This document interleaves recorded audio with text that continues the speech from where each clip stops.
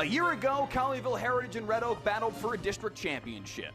This year, under a new coach, the Hawks are still finding themselves. Tonight would be a good time to do it as they welcome in a state-ranked opponent.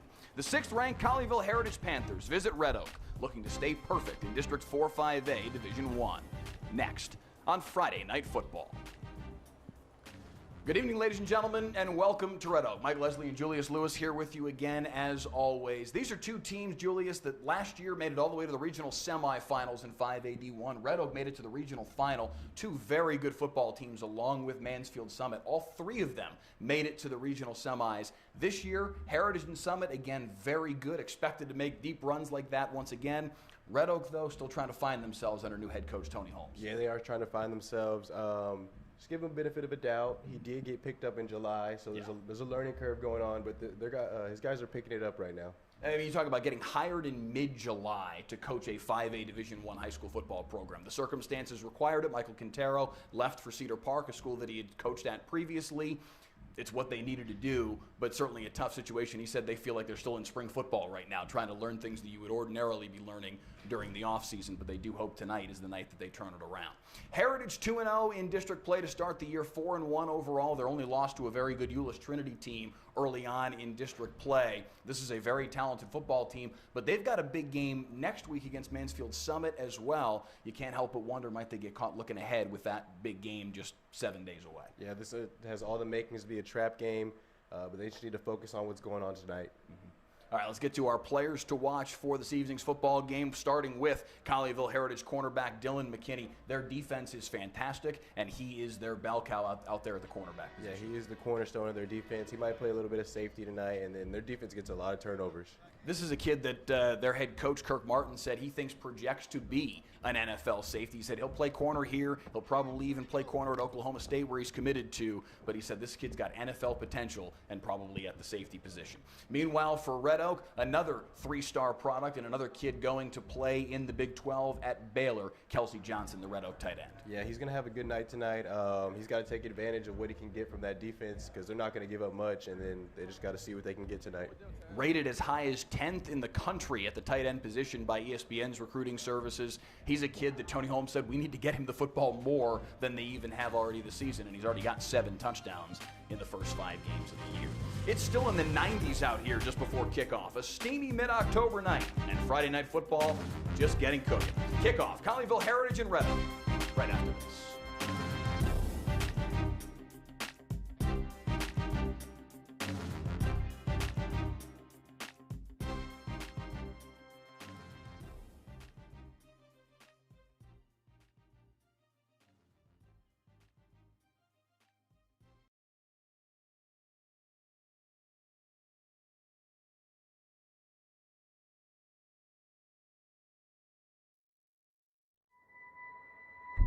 How in the world?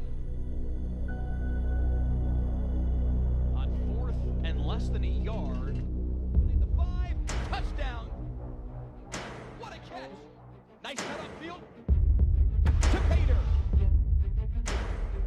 What's better than Texas high school football, man? Next up, Cedar Hill at DeSoto. The Battle of Beltline. Friday at 7:30 on the WFAA YouTube channel.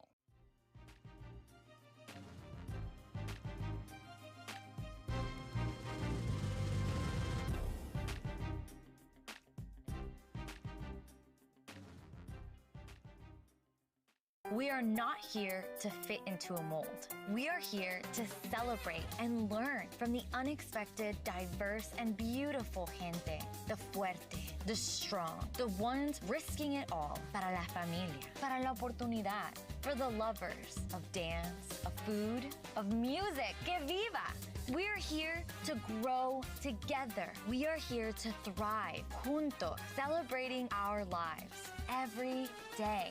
La vida. Our stories are everything. We tell them to help us understand who we are and where we're going from here. That's why we're sharing even more WFAA original stories, where the seeds of healing are sown by those who have reaped so much pain. Stories where ancient rhythms can speak so much louder than words, and a 50-year march for equality can become a national reality, one bold step at a time. WFAA Originals. Story is everything. Weeknights at 10.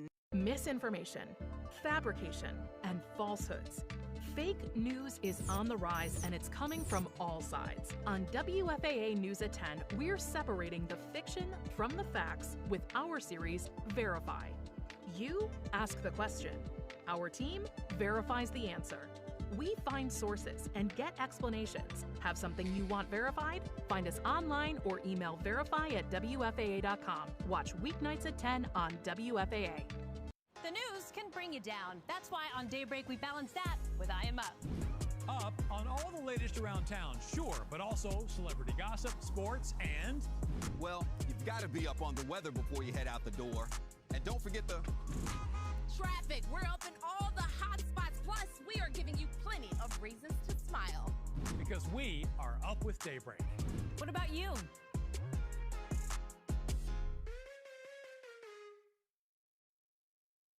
When severe weather's in the forecast, a process begins, and it's a process that includes not only the weather team, it includes the entire news department. Where is it going to happen? How severe is it going to be? What type of bad weather are we expecting? Once we have that in place, then everyone's assigned a job.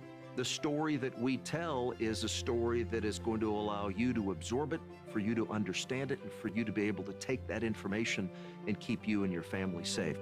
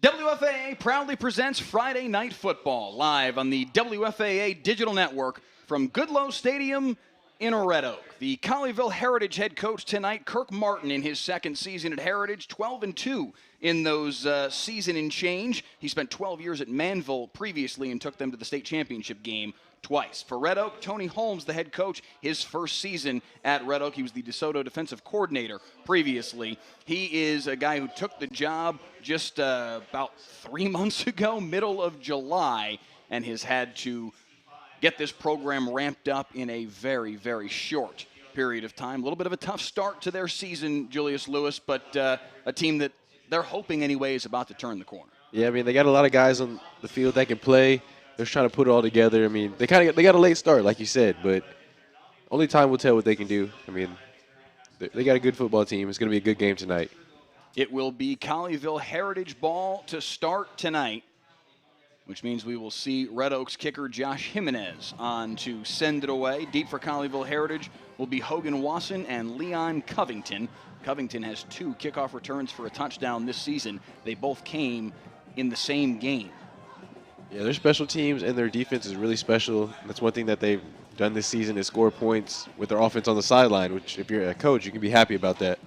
Their offense didn't get to play a whole lot in their game against Richland a couple weeks ago. They won 42-29 in that game. They had 2 kickoff returns for a touchdown, 2 pick sixes, and they blocked a field goal and returned it for a touchdown. This is a team that is very dangerous in a lot of different ways. It's a squib kick to start this one straight up the middle of the field, and stuck hard is Leon Covington right at the 33-yard line. A good start for this Red Oak special teams, as they do have, as we've already alluded to, a difficult task tonight. Yeah, they definitely do. But that was a solid tackle right there, physical tackle to get the game started. So hopefully that's the mentality that Red Oak is bringing into the game tonight.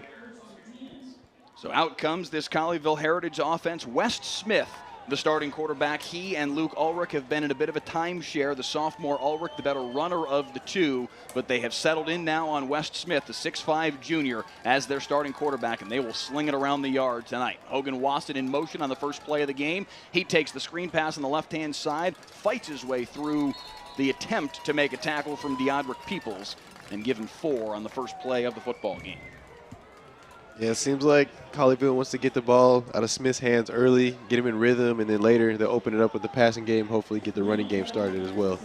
As you see your starters rolling across the screen there for the Colleyville Heritage offense, they hand it off to Isaac Chabet, their starting running back, running behind an offensive line that is led by William Bond and Joe Steery.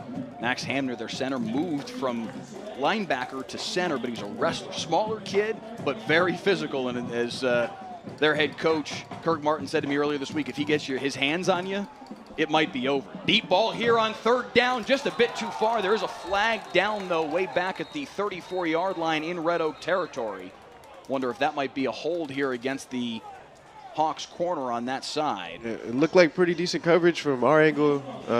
Guessing the ref saw something, maybe like a tug on the bottom of the jersey, but looks like it'll be a free 1st down. Our first opportunity to introduce Joe Greer, the referee tonight. It's like 2 flags, actually. There's going to be a hold on the offense and pass interference on the defense. Those 2 will offset, and we'll do 3rd and 3 all over again. Both teams getting bailed out early by each other. And on 3rd and 3, Heritage is going to come out with an empty set. 3 wide receivers to the near side, 1 to the top. Beg your pardon, there is a back in the backfield to the left of West Smith. He's 6'5", and hiding behind him was 5'9", Isaac Chabet. Swinging it near side, tipped and incomplete. That ball was tipped at the line of scrimmage. I think 7 Butler got his hands on it. Yeah, they knew it had to get out quick. They had 3 wides to the wide side of the field. You're not going to get there with your rush. Put your hands up and try to knock the ball down. So a 3 and out for the Red Oak Hawks defense to start this football game. That'll build a little bit of confidence for a unit that early on this season gave up a lot of points. Yeah, to get a stop early like this on their first drive, it's definitely a confidence builder for them. The punter for Colleyville Heritage, Brian Hansen, is fantastic. And this one's going to work out quite well for Heritage. Didn't get as much roll as maybe he would have preferred, but still downed at the 14-yard line. And tough starting field position for the Red Oak offense as Jalen Robinson and company make their way out on the football field. Robinson, the junior starter, last week 329 passing yards and a touchdown, but did have 3 interceptions. That's one of the big keys in talking with Tony Holmes earlier this week. He said we've got to limit the turnovers. That's a game they probably should have won last week against a Richland team that candidly is probably not as talented as Red Oak is. Red Oaks, though, we talked about it off the top. They've just had a tough start to the season. They need to kind of get things rolling. Yeah, this is definitely a defense they do not want to turn the ball over since they have such a high capability of turning turnovers into points. So they just got to protect the ball. It'll be at a shotgun to start the day, and the handoff to Moses Martindale, their starting junior running back. It is a 3 wide receiver set. Warren Roberson, Jace Wyatt, Kentrell Anderson on the outside. Kelsey Johnson, we talked about him off the top, the Baylor commit. Very talented, big body, 6'3", 225, one of the top tight ends around the country. That Colleyville Heritage defense, a 4-3 set, and they will come after you a little bit. No blitz on this one. Quick throw to the far side, complete for Anderson. Gang tackle to the 20-yard line, but a pickup of 6 on the play. Yeah, the pursuit right there from Leo Covington was amazing. He came from all the way down in the box and was able to make that tackle on the sideline. Colleyville Heritage defense led by Chris Knight, their middle linebacker. Kirk Martin said to me earlier this week, he said, I don't know what there is to not love about this kid. He's been fantastic for them at that middle linebacker position. frankly, Kirk Martin says that he should have multiple FBS offers. He does not, but it's certainly the opinion of Kirk Martin that he should. And Kirk Martin, before his 2 years here at Heritage, spent a little time at Syracuse as an assistant coach, so he's got a pretty good read on that. That ball's intercepted over the middle and picked off. Going back the other direction is Jonathan Cabella, the sophomore, steps out of bounds at the 22-yard line, and true to form for this Heritage defense, a turnover right off the jump. Yeah, I mean, the route was there. Jalen Robinson just led him too far. Had a little bit of pressure in his face. That was a good job right there by Jonathan Cabella. You could see Warren Roberson, the wide receiver, almost trying to turn into the defensive back in that situation as he was trailing a little bit behind Cabella. But the sophomore, he's a starter on the basketball team, starting point guard, very good basketball player. They like his quickness, and a little display of it right there sets up the Colleyville Heritage offense with really good field position here, but that ball wide of the target, Mason Murdoch, and incomplete. A little happy feet. It's always the easiest throws that are the hardest for some reason for the quarterbacks. We do appreciate you joining us on the WFAA YouTube channel. Please leave a comment in the chat stream. Let us know where you're watching the game from, who you're tuning in to see tonight. If you've got a favorite player on either team, perhaps a favorite member of either of the bands, we'll show you that show at halftime as well. Ball over the middle, complete. Hogan Wasson, first and goal for the Colleyville Heritage Panthers as he's down inside the 10 at the 8-yard line. Little RPO action right there. They brought the linebackers down and snuck the slant right behind it. Back to the line of scrimmage quickly comes Wes Smith in this offense. Handoff, Chabay into the pile. Pushing the pile a little bit and still down to about the 6-yard line. Chabay on the year, 3 combined touchdowns, 2 on the ground, 1 through the air. It's a kid who started at various positions through all 4 of his years at Colleyville Heritage. To the air here with Wes Smith, near side, complete, touchdown, Mason Murdoch. Oh no, it dropped it. He got lazy with that one. Murdoch was wide open. I thought he held on to that one. And yeah, he got lazy at the end. The DB came through at the end and ripped that one out. And that sets up 3rd down and goal. Credit to Donovan Johnson, the safety, for getting his hand in there and making that a little bit more difficult on Murdoch, but I certainly thought he had that one in his grasp. Instead, 3rd and goal, swinging it near side. That one is caught. Touchdown, Colleyville Heritage. Braden Blewett, the freshman, on the receiving end, and the Panthers strike first. Yeah, they were going to him the whole time. And single coverage up top. Do the numbers. Trust your guy. Blewett, just a freshman, already with a handful of receptions on the year. 13 receptions for 231 yards. That's his 14th, and now 3 touchdowns on the year. To be a freshman starting for a ranked team in the state in 5A Division I, that's serious, serious stuff. And they're very excited about the future for this young man. They're excited about the present as well. Yeah, the coach's got to have a lot of confidence in you if you're going to be a freshman out here. Ran a 21.4-second 200-meter dash back in March as an 8th grader. Yeah, he's moving. He's moving. I mean, I want to see the stopwatch on that, because that's flying. Was it hand time or FAT? That's what I want to know.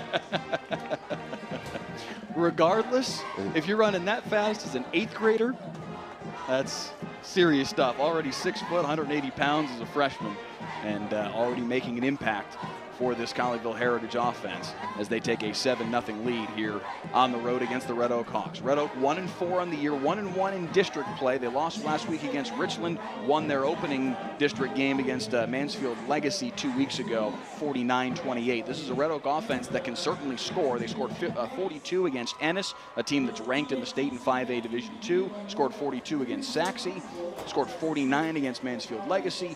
They can put some points up. They can't give the ball away like that, though, in the early going, because they're going to need an awful lot of points if they're going to give Colleyville Heritage short fields. They can't give them easy points, short fields. They got to make them work and earn for every point they get. Kemper is flying in the YouTube chat, says, I hate both teams. Well, Kemper, we appreciate you being here nonetheless. We hope you enjoy the game.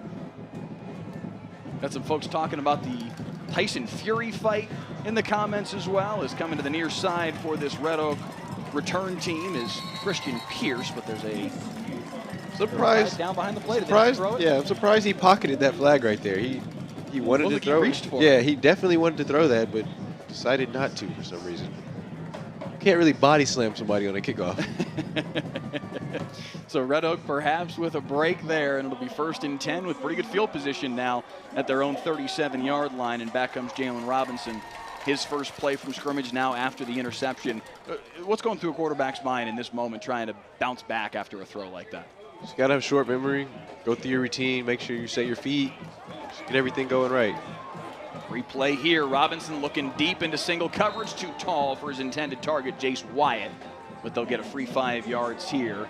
I would bet that it was number 31, Elijah Omar, that jumped offside for this Colleyville Heritage defense. Kirk Martin raved about him this week. He said this is a kid that will open your eyes with his ability to get in the backfield. He said his get off is extraordinarily quick. He's like a little fire plug out there. He's only 5'9". He's a tiny little thing, at least as far as defensive tackles go. But his get-off, Coach Martin said, is exceptional. He said on occasion, though, he will jump offside because he's trying to time that snap. He said you got to kind of take the good with the bad with that because of all the great things he does. They'll live with that any day. But he does get burned for it there and sets up 1st and 5 here for the Red Oak offense. Handoff up the middle. Martindale trying to push the pile a little bit. Close to 1st down yardage, and the head linesman says it is indeed a 1st down. First one of the game for the Hawks. It's a good solid run in between the tackles right there. Physical running too, bouncing off everybody. Able to keep his feet moving the whole time. 1st and 10 right at the 47-yard line. Robinson puts it in the belly of Martindale. Nice cut up field, give him 4. It's like Colleyville right now isn't really playing with safeties over the top. If I was Red Oak, I would try to expose the middle of the field. Red Oak has the athletes to make some plays in the passing game. Warren Roberson, the junior, 3 touchdowns on the year. He's a kid that tore his ACL last year. Has an offer from Oklahoma State to play cornerback. He's a two-way starter for him. Starts at corner as well. They go his way. He's got the completion, and Warren Roberson's breaking away. Touchdown, Red Oak. A lightning strike from Warren Roberson. I'm not going to say that like I told you so, but right to the middle of the field. The offensive coordinator for the Red Oak Hawks, Andy Kelso, saw the same thing you did. Jalen Robinson to Warren Roberson, 53 yards to the end zone. Touchdown, Red Oak. It's a good answer right there for him. And they just took what the defense gave him, and he took it to the house. On for the extra point. And it's up and through. Josh Jimenez tacking on one more. And we've got a 7-7 football game here. Not yet 5 minutes into the game. He's their go-to guy. Plays both ways. Oklahoma State commit. So he's got to step up for his team big tonight. And how fitting, right as we were talking about him, he makes a play. You always love when it plays out that way. I think we gave them the magic for that one.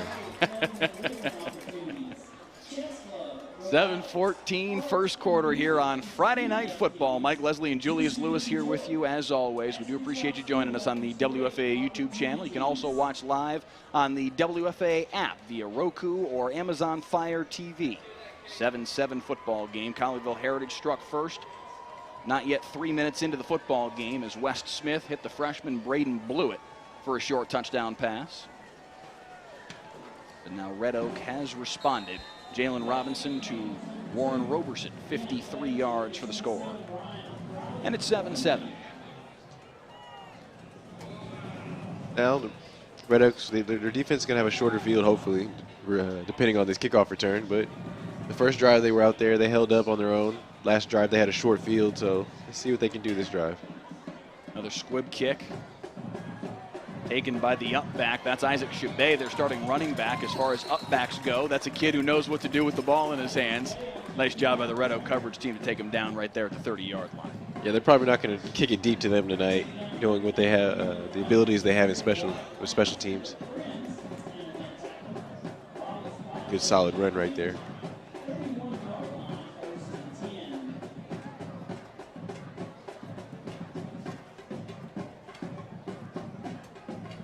So back comes West Smith and company. Riley Wormley, the freshman, you'll see him play a bit of wide receiver and running back tonight. This time comes out in the slot in a 5 wide receiver set for Smith. He's got pressure in his face, throws high and incomplete. Smith got crunched between 2 defenders from Red Oak who both came screaming off the edge. They're fortunate that was nothing more than an incompletion. Yeah, I think he just tried to do his best to just throw it deep as far as he could over everybody's head. He did have a guy open underneath. You were just talking about him, Riley Wormley. Couldn't quite get to him, though. 2nd down and 10. Pump fakes on the bubble screen. He didn't have him open there, but Wes Smith able to make something happen here. That's going to be enough for the 1st down. Broken play, and Wes Smith makes the most of it. Yeah, his receiver fell down right there on the route, but it's a veteran play right there. Didn't panic. Got his team a 1st down. He can slide right there. Got to slide.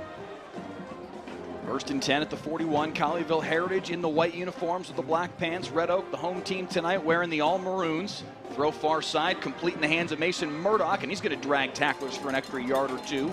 Give him 9 on the play, right to the midfield stripe. Comment from Robert McMillan on the YouTube chat. He says, I highly advise Red Oak not to kick it deep.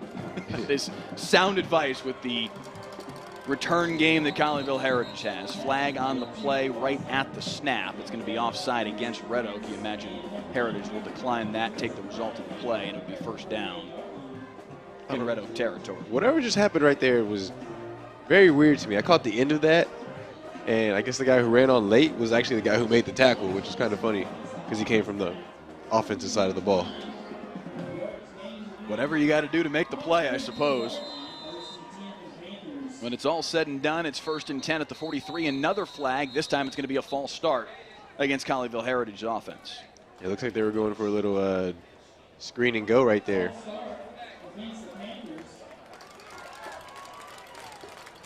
That's something you'll see from the Red Oak offense as well. That's something that Kirk Martin, the head coach from Colleyville Heritage, said to me earlier this week. He said that's something our defensive backs have to be on the lookout for, is Red Oak trying to run the bubble screen, then fake the bubble screen and go deep. Looks like that may be exactly what Heritage is going to once again. That ball's deep up the near sideline. I'll tell you what, that is a tremendous catch. It's not a legal catch. He was out of bounds, and there is a flag down on the play too. But the fact that Hogan Wasson actually caught that football, didn't let it hit the ground, is remarkable. Watch this one again. Looks like he was just out of the frame. That was a tremendous catch of the football. It won't go down as a catch, but it looks like they will get some penalty yardage here as he was in a hand fight on that near sideline. Wonder if they'll pick that one up. I feel like they should pick that one up. The ball, clearly uncatchable. Yes. And that is what Joe Greer and our officiating crew are perhaps discussing right now. I mean, the defender was in great position.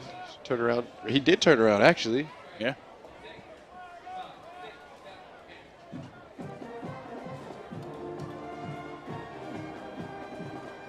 Mike's up here in the booth trying to read lips right now. I really am. I'm trying to see if I can read the lips of what Joe Greer's trying to say to his crew. And they will wave the flag off. So that's going to set up 2nd down and 15. I think that was a good play by the refs, or a good call by the refs. If the ball could have been catchable in bounds, definitely throw the flag, don't pick it up, play the next down, but that ball was 3 yards out of bounds.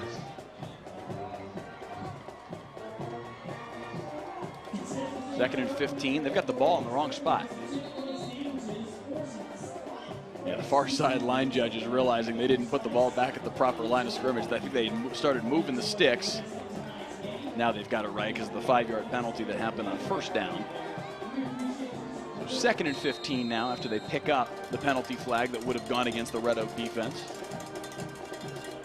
Smith looking deep, has Wasson again just a bit too far for his favorite target. Wasson on the year, 33 receptions, 479 yards. Kirk Martin calls him a Wes Welker type. He says this is another kid similar to like we were talking about earlier with Chris Knight, their middle linebacker. He said Hogan Wasson should have like 10 offers. He calls him a Wes Welker type. He's 5'11". That, probably impacts it a little bit. He said if he was a little bit taller, it might be even more pronounced, the kind of traffic he's getting from college teams. Instead, now 3rd and 15, pressure, and down goes Wes Smith. The ball's out. Isaac Chabet did a great job to pounce on top of that, but a big loss there. It looked like they may have said that Wes Smith was down anyway. But a nice play by Isaac Chabet to pounce on that and be heads up. Yeah, that's a big sack off the edge. There's a little bit of miscommunication on the outside. It was a free rusher. Eric Wright, senior, coming screaming off the edge. Now you love those type of plays when you're coming off the edge on a blitz. You're like, oh, nobody's going to block me? Okay. Sets up 4th down, and it's a lot more than 15. The board in-house says 15. It's a lot more than that. Call it about 22, I think. Punt fielded and not a fair catch. Dangerous play. It's going to end up paying off for him as he gets a couple of yards out of the deal, but that was a very dangerous, dicey play there by Warren Roberson that could have gone south. I don't know if you noticed, last time they had their punt return team out there, they didn't have a returner because they had 11 guys on the field and the returner counted and ran off. That's heads up. Yeah, definitely.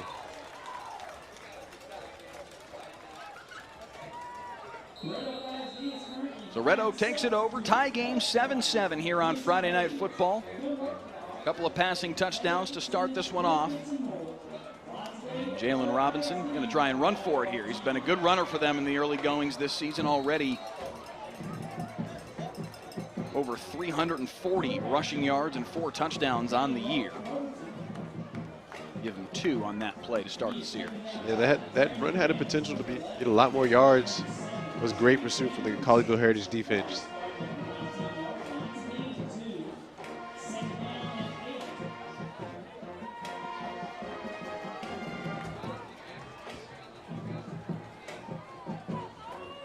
Four wide receiver set here for Jalen Robinson. Straight drop out of shotgun. Now he's flushed forward, trying to run for it. Makes a nice move and drags a couple tacklers. That's going to be close to 1st down yardage, and it is Jalen Robinson with a sensational play. Looks like tonight his plan is to do it with his legs as well. It was a great way to escape the pocket right there. It looked like they were going to get nothing out of that. None of his receivers were open. He was able to make a play with his feet. Jalen Robinson won the job in the spring, the junior quarterback, back when Michael Quintero was still the head coach here at Red Oak. He left in the middle of June, late June, and Tony Holmes took over in July, coming over from Red Oak. Robinson looking deep, that ball a bit too far. There will be a flag thrown on that one as they get their feet tangled up. Warren Roberson game up looking for one. I don't know if you caught that. He got up looking for a flag. He was barking at the official directly in his vision saying, "Where's the flag?" And the official pointed to him, "It's behind you." He already threw it. He's like, "Oh, my bad, my bad." As a DB, I hate those calls right there because obviously they were just running and their feet clipped each other, but definitely inadvertent contact. Yeah, definitely. But Red Oak, the beneficiaries of the call there, and that moves the ball out to their own 44-yard line and a fresh 1st and 10. I mean, I think if you're Colleyville right now, you got to put somebody in the middle of the field because that's where Red Oak's going to right now.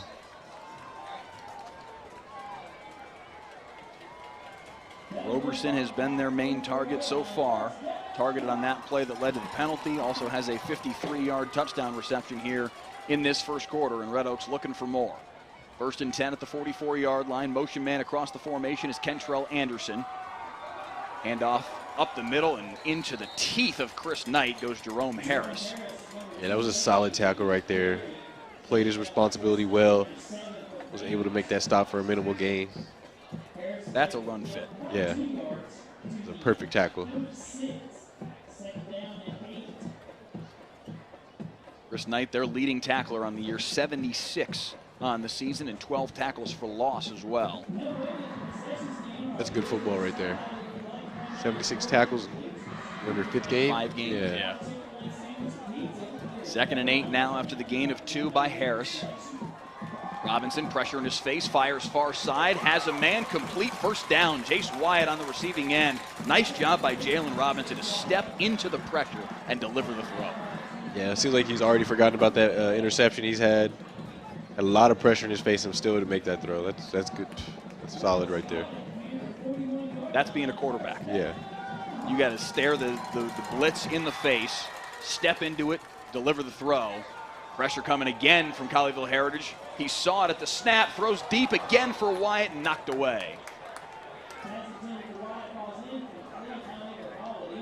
That's a good job right there by Jonathan Cabea, to get his head around at the end of that. Red Oak thought they had a free play. It's a Great play by him. He's 5'9", making that play. 2nd and 10 now after the incompletion. Ball at the 41-yard line in Red Oak territory, in Colleyville Heritage, I should say, territory. Red Oak looking for a 2nd touchdown drive of the night. Robinson throwing it back near side, had Moses Martindale, and some miscommunication as far as where that route was going to end, because that ball was way wide of where Martindale was. Yeah, they tried to get a little misdirection going, had everybody going towards the Colleyville Heritage sideline, try to sneak the running back out the back. It's a pretty tricky play right there. It's a great play design, and they did have that flow going to the far sideline. If they were able to hit Martindale, there was, I think, at least one, if not two, Panthers defenders that saw the play, that stayed home on this near side. But if Martindale was able to make a man miss, it could have been a big gainer for Red Oak. Instead, 3rd and 10. Robinson stepping up. Nowhere for him to go. Turns it into a gain of a yard. But it's going to be 4th and 9 here for Red Oak. I think he took his eyes down too early right there. He had Warren Robertson again in the middle of the field, but he took his eyes down just a little bit too early. They did bring some pressure, though, so you got to take what you can get. 4 down territory here, and Red Oak's going to go for it. Roberson. Same play. Slight motion. Robinson stepping up, tipped, and incomplete. Tried to find Roberson over the middle. Would have been short of the line to gain anyway, and Heritage gets a stop on 4th down. And it looked like some miscommunication right there. Looked like Roberson sat it down. Robinson wanted him to keep going. If he had room in front of him. If maybe they were on the same page and he'd continued streaking across the middle, he may have had an opportunity there to pick up that 1st down. But instead, a 4th and 9 stop there for Colleyville Heritage, and the Panthers offense returns. That was a good stop right there by the Colleyville Heritage defense. Red Oak had a lot of momentum building up. They were driving on them. That sets up 1st and 10 at their own 40-yard line. Quick strike far side. Leon Covington on the reception. Covington was starting at corner for them all season long, switching over to wide receiver just this week. They felt like they needed more speed. They needed a guy that could take the top off the defense, and Covington gives them that. Yeah, just change of pace, keeps the defense on their heels. Near side for Wasson on the screen. Trying to stiff arm his way for a couple more yards, but a nice job there by Donovan Johnson to make the tackle. Yeah, it looks like they're getting the ball out of Wes Smith's hands right now, quick. Get it to their playmakers, letting them make some plays in space. Enough for a 1st down into Red Oak territory. 80 seconds to play here in the opening quarter. Smith, far side, Wasson complete, another 1st down. Now it looks like they're trying to pick up the tempo a little bit. Heritage quickly back to the line of scrimmage. Wasson gets set, they snap it, Chabet into the pile. Cut down after maybe a yard and a half.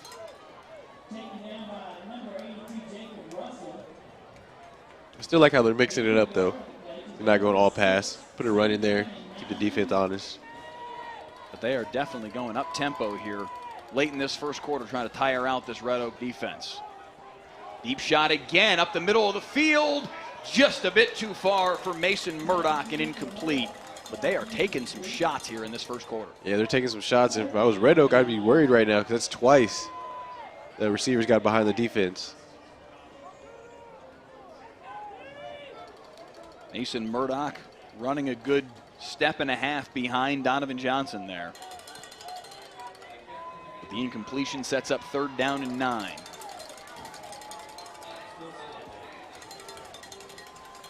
Final 34 seconds of the 1st quarter here on Friday Night Football. Wasson in motion. 3 wides to the left, flags at the snap, and that's going to go against this Heritage offense once again. And the false start will set up 3rd and 14. Yeah, just going backwards. Bigger 3rd down just got even bigger for them.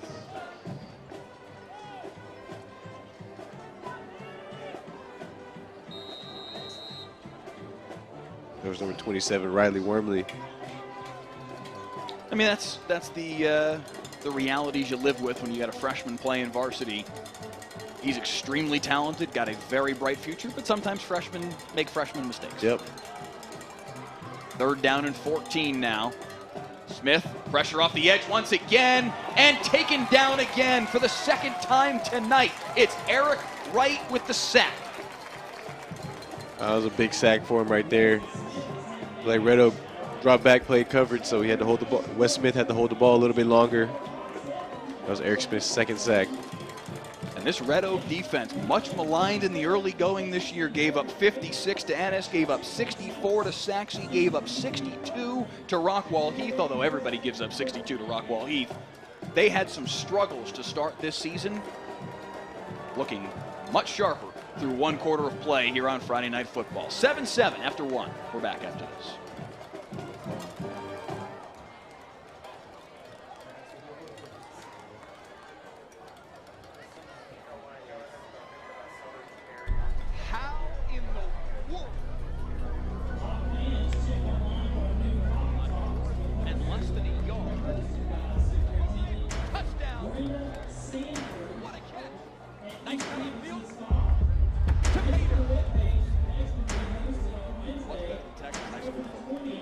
Next up, Cedar Hill at DeSoto.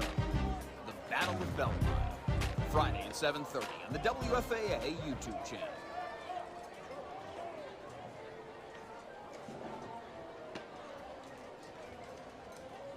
Second quarter action about to get underway here on Friday Night Football. Colleyville Heritage set to punt it away. Brian Hansen, their sensational kicker and punter, to send it away here on 4th and 20.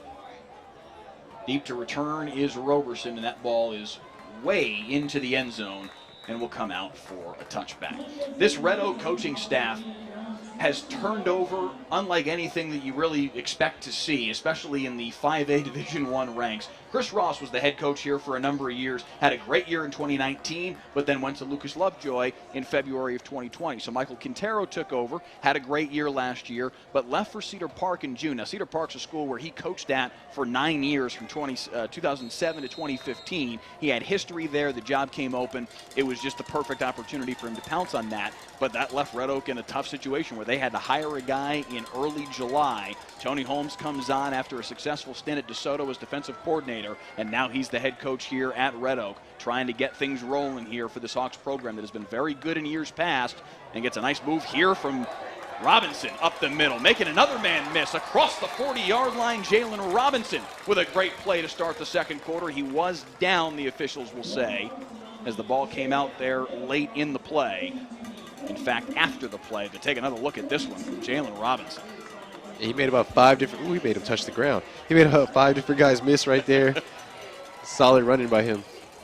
That's up 1st and 10 out to the 42-yard line. A 22-yard gain on the first play of the possession for Jalen Robinson, and he's playing quite well to start this football game. Strike on the far side, pickup of 8. But think of it. You played Texas high school football, played for Mansfield. Can you imagine having a brand new head coach in, I believe it was July 12th he got hired? I mean, it's rough, but a lot of these guys just see it as a challenge. And then just accept the challenge, see if you can beat it. If you can't beat it, reestablish how you're going to beat the challenge. You just got to keep going forward. In talking with Tony Holmes earlier this week, we talked about the struggles they had defensively. It makes a lot of sense because offensively, they kept things in place. Andy Kelso's been here for 7 years. He stayed in charge of the offense. That ball is incomplete as Robinson got hammered as he delivered. Good to see him back up on his feet and seemingly okay. They left Andy Kelso and his offense in place, but they changed everything with the defense. Tron Roberson is now their defensive coordinator. He came over from DeSoto with Tony Holmes, and they changed everything that they were doing defensively. And as Coach Holmes said to me earlier this week, a lot of things that they're doing right now are things that they should be doing in spring football, trying to install stuff, and that's left these kids in a tough spot where they're trying to still make heads or tails of what their responsibilities are. Yeah, they got to learn responsibilities, communication, who you're going to play next to. It's just a lot of stuff going on. Big hit, but that's going to be enough for the first down. A nice run there by Kendall Brown, but he paid for it at the end of this run. Yeah, that was a solid hit right there. That was Kendall Brown, the backup quarterback. He came on there for one play for Jalen Robinson after he took the big hit on the previous play. Yeah, you don't want to see both your quarterbacks on back-to-back plays taking big hits like that. Robinson is back in now, though, so that's a good sign for Red Oak. Jordan Springer put Kendall Brown on the turf and then told him to stay down. Handoff up the middle. Again, right into the teeth of Chris Knight. If Chris Knight is in the hole, he's going to make the tackle. Yeah, That's what I've learned here in a quarter and 2 minutes. Yeah, these linebackers can hit. Jerome Harris on the carry that time. Sets up 2nd down and 8. But so this Red Oak team, that's a difficult spot to be in. Brand new coaching staff, lots of things changing. Defense trying to figure out what their responsibilities are, and that led to this tough start. They lost their first 3 games, gave up 56, 64, and 62 the first 3 weeks of the season. They had the bye week after that, and they've started to turn things around a little bit. Gave up just 28 against Mansfield Legacy, gave up just 30 last week against Richland, and off to a good start tonight with a couple of really nice plays, getting pressure on the quarterback. But that is pressure on the quarterback from Colleyville Heritage. Leo Covington will get credit for the sack, but there was an army in white jerseys. Look at that. Yeah, somebody's got to help out on the edge right there. Colleyville Heritage is really picking up the pressure right now. 2 negative plays in a row for him. Seems like Colleyville Heritage found out what they want to do for the night. So that sets up 3rd down and 16 in a 7-7 football game here on Friday Night Football. Again, please let us know where you're watching from. Drop a comment in the chat stream. Let us know where you're tuning in from, who you're tuning in to see tonight. As on 3rd and 16, Robinson firing near side, has a man complete, 1st down. A big conversion as Kentrell Anderson's on the receiving end, and into Heritage territory goes this Hawks offense. That's a big throw right there, throw and catch. You don't draw it up any cleaner than that. Was able to might have got both feet down right there. That's a catch in the pros right there. That's a really high-level play. It is, especially all the pressure they were bringing. They decided to just move the pocket around, navigate around the pressure, make a good throw. That's up 1st and 10 for Red Oak at the 30-yard line, and the 1-4 Hawks in a tie football game and trying to find more points on this drive. That was a big 3rd down, dude. It was like 3rd and 16. Yes, it was. 3rd and 16, and they converted. Now on 1st and 10, Wyatt lost the football, got it back. Give him maybe 3 on the play. And they're actually going to walk it back to the 28, give him 2. He caught that one, almost gave it up for his team right there. Luckily, he hopped back on it, though. I do enjoy when people get in the comments and very clear, I think anyway, this is a joke. Alessi Rodriguez says that they're watching from Moscow. I'm inclined to not believe that, but I suppose it's possible. Wherever you're tuning in from, we appreciate you joining us. LeJean Forrest says Seagoville, Texas, he's tuning in from. Robinson, pressure in his face again, evades it for a moment, fires over the middle, dangerous throw. Falls harmlessly incomplete. Yeah, he's been hit 4 out of the 5 plays on this drive. Colleyville Heritage is really teeing off on him right now. I'm not sure how he got away from Caden Richards there.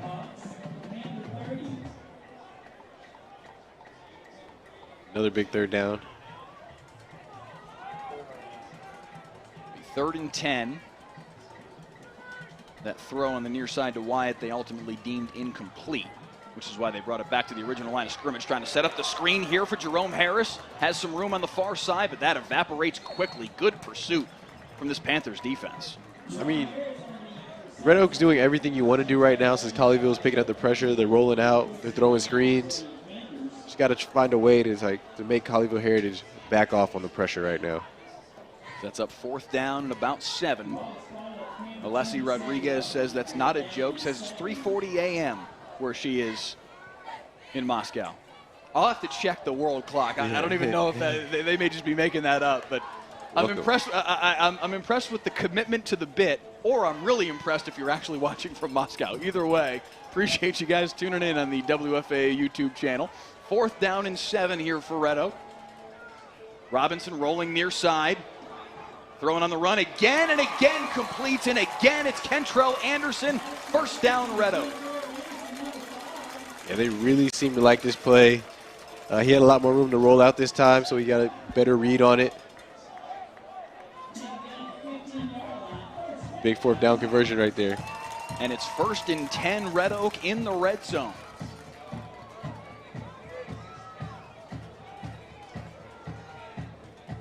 Motion man now is Anderson. He's gotten some work on this drive. Handoff up the middle, big hole. Jerome Harris inside the 10, spun down there, and it's going to be 1st and goal. Jace White, being a spectator, need to put his hands on somebody and block him.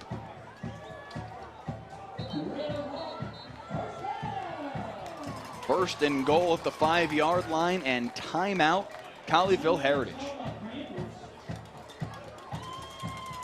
This is a Red Oak football team that has had a tough start to the year.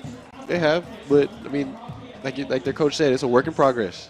And the work in that's my point. The work in progress seems to be showing some progress now. They're getting somewhere. This is a really big result from them just from the first quarter and a half. It is. To do what they've done so far. It is. I mean, all their coaches ask each week, let's do something better. We turn the ball over, let's stop it. They did have one in the beginning of the game, but ever since then, the offense has been flowing. The defense has stepped up. And this is what all he wants from his team right now. Defense is creating pressure. Jalen Robinson looking very sharp. He had the 3 interceptions last week against Richland. Other than that, he's only thrown 1 pick all year. 16 touchdowns, 4 interceptions coming in tonight. Now 17 touchdowns with the 53-yard hookup with Warren Roberson midway through that first quarter to tie this game up at 7.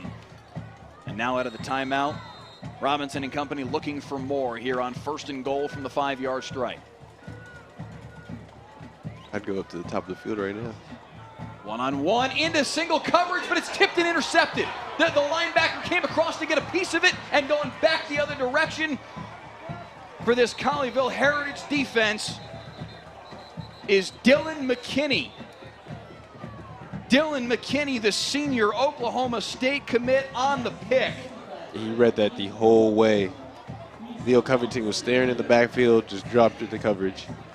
Covington got a piece of it. It ricochets into the hands of McKinney, and Colleyville Heritage, one of the most turnover-prone defenses anywhere across the state of Texas, creates another, their 2nd of the night. And they just disguise things so well. If I was Jalen Robinson, I would have no idea the linebacker was dropping right there.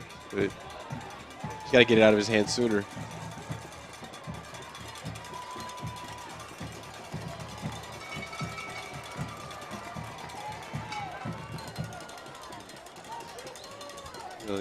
Chop block.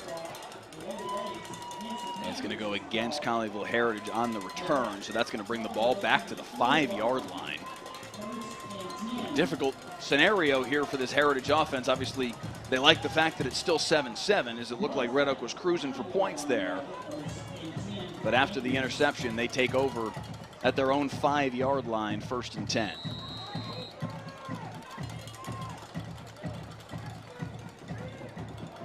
Handoff up the middle, Chabet with nowhere to go. He's going to lose a couple yards there. I mean, Red Oak is playing really hard right now. As long as they continue to do this, they'll stay in the game, regardless of turnovers or what Colleyville Heritage does on offense. 7 Butlers made some plays tonight. Yes. Number 25 in maroon has been around the football tonight. He's tipped balls down, making a tackle there in the backfield. He's had a nice start to this football game. Wes Smith looking deep up the middle of the field once again for Mason Murdoch. Tipped and knocked away. Donovan Johnson there step for step in coverage. Yeah, that was great coverage by him. Was able to get his head around. Maybe if he got around a little bit sooner, he might have came up with that one, but that was great coverage by him.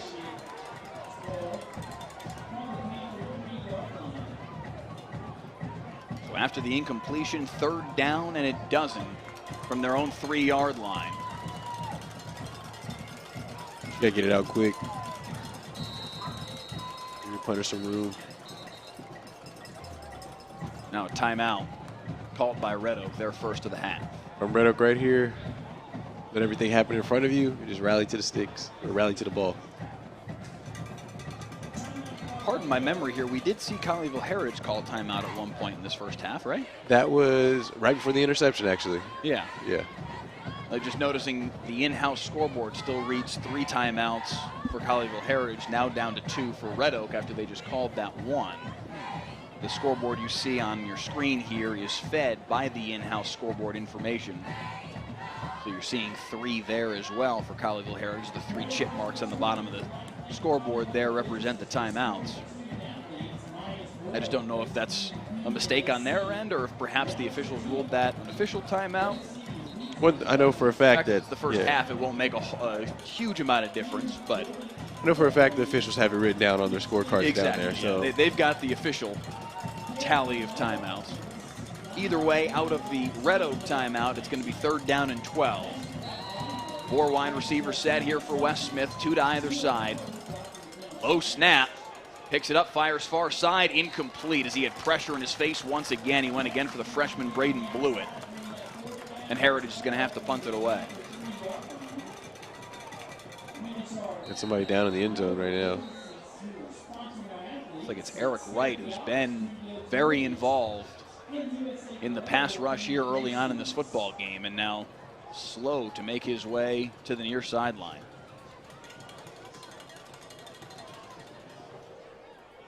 That's a win for Red Oak's defense right there, though. Yeah, net negative yardage on the drive, forcing the punt from, Ryan Hansen's going to have his heels basically on the end line. He's a solid punter, though, so hopefully he'll be able to flip the field for Colleyville Heritage. Kirk Martin's very impressed with Ryan Hansen, so much so that he said this kid will probably be kicking on Sundays at some point. A great punter as well. Good snap in a spot where you need a good snap. Low line drive kick, fielded at the 46-yard line, and coming to the near sideline is Roberson. That will draw a flag, and all of this is going to come back no matter how much he gets. Just got to put your body in front of him.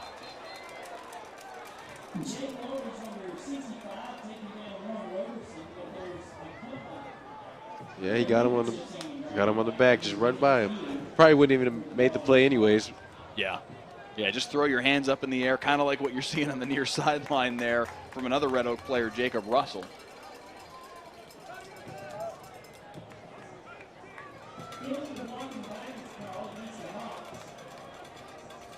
Bounce back drive for Jalen Robinson, just like he did earlier.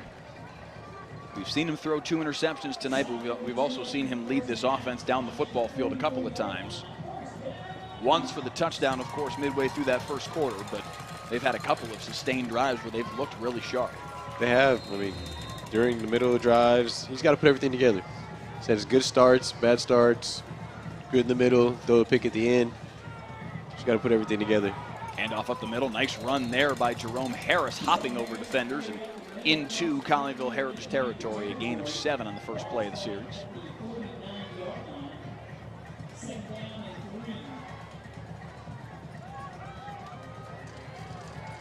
Past the midway point here of the second quarter in a tie football game, the number 6 team in the state. In 5A Division I, Colleyville Heritage, one of the top teams in District 4 5A D1. Staring at a matchup with fellow undefeated in district play Mansfield Summit next week as Robinson tripped down there and loses a yard on 2nd down.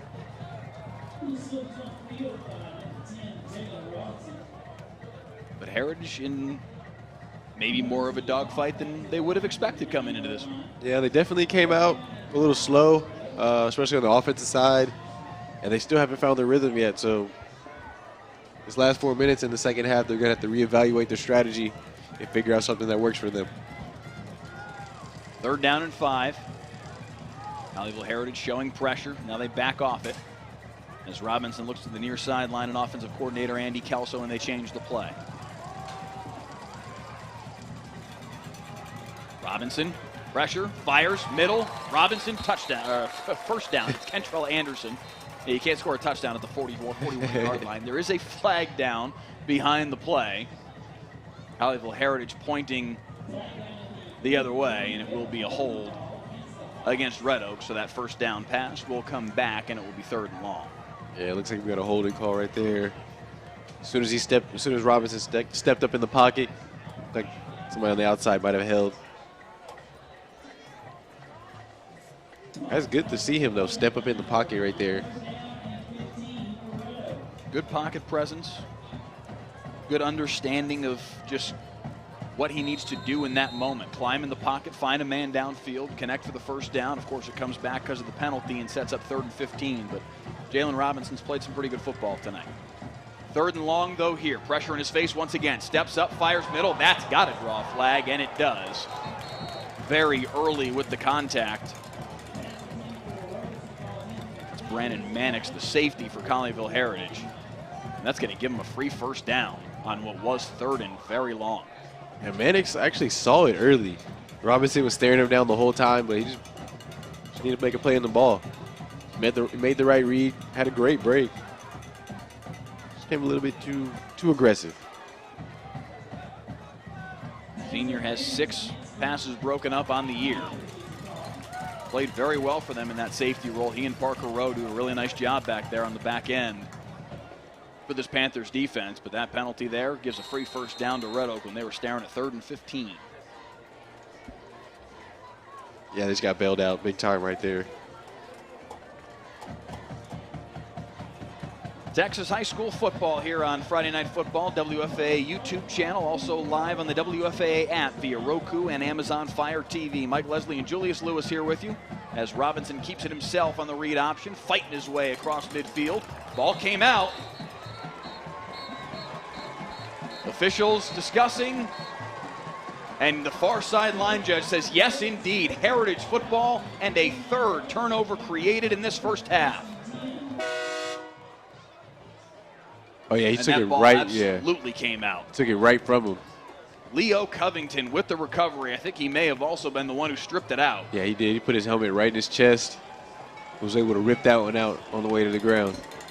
What a half of football for Leo Covington. Got his hands on the football at the goal line that led to the interception for Dylan McKinney. And now there, the forced fumble and the fumble recovery. And back comes this Panthers offense. Wes Smith, jugular shot, looking deep, has Wasson, catches it, and strides into the end zone. Touchdown, Colleyville Heritage. It was a great ball right there. Put it in a spot only his guy could get it. This guy was able to make a play with the ball. This is what they've done all year, though. Their defense taking the ball. Either they score it or their offense scores. Smith to Hogan Wasson for 49 yards and the touchdown. Hansen on for the PAT. It is 14-7, Colleyville Heritage. I hope this isn't the breaking point for Red Oaks defense because they played a solid game so far. What a two-play sequence, though, for the Panthers. Their defense doing what they've done all year long, creating turnovers, and right off the turnover, the very first play of the series, Wes Smith up top for Hogan Wasson, 49 yards, and the Panthers are back in front. I mean, after that turnover, you have to take a shot. They can start feeling the momentum go in their favor, so why not actually take it from Red Oak? Love some of these comments on the YouTube feed. Our friend from Moscow, LSE Rodriguez, who told me, by the way, LSE is a male name in Russia. Again, either he really is in Russia or he's really committed to the bit. He asked, is this high school or college level? I mentioned before, this is Texas high school football. Harry Berry has the next comment in the YouTube feed. He says, in Texas, you're watching semi-college football, which feels really accurate. That's exactly what high school football is here in Texas, semi-college. 14-7 our tally. 3:42 to play in the first half. Do stick with us at halftime as we will bring you the halftime show in its entirety. The Colleyville Heritage Drill Team, the Colleyville Heritage Band will perform, as will the Red Oak Drill Team and the Mighty Hawk Band. That's all coming your way here momentarily as part of the halftime show, as Brian Hansen kicked that ball about 8 yards beyond the end zone. And it will come out for a touchback, and back comes Jalen Robinson and company. Yeah, he's got a big leg. Was able to kick that one 5 yards out to the back of the end zone. That's crazy. Kirk Martin said, this is the best special teams he's ever had. And any of the schools he's been at here in Heritage, down at Manville, where he had a very successful run. He said their special teams is fantastic. And not just Brian Hansen, their kicker, but the units as a whole. What they've been able to do as a special teams as a whole. The kickoff return game is fantastic.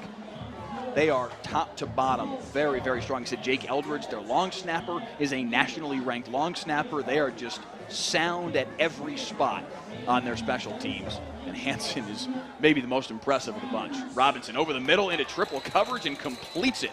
He dropped it right at the end. Did Kelsey Johnson drop it? Yes. Take another look at it here. They haven't gotten the ball to Johnson enough. He had a chance. Yeah, it did break free.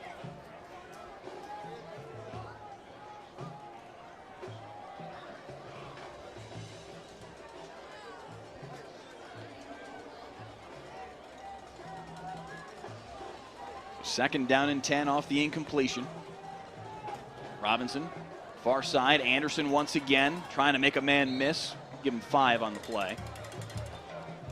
Got a really generous spot right there. But now another big third down for him coming up. With the momentum going in Colleyville Heritage's favor right now, you don't want to have a 3 and out, especially after turning the ball over and giving up points. Heritage with either 2 or 3 timeouts remaining, depending on whether the in-house scoreboard is correct. Depending on what game they were watching. As we tick under 3 minutes to play here in the first half. Robinson running the option, keeping it himself, cuts upfield. He's going to be close to first down yardage. The near headlinesman saying it is enough for the first down. And they will move the sticks. He got close. He got close enough.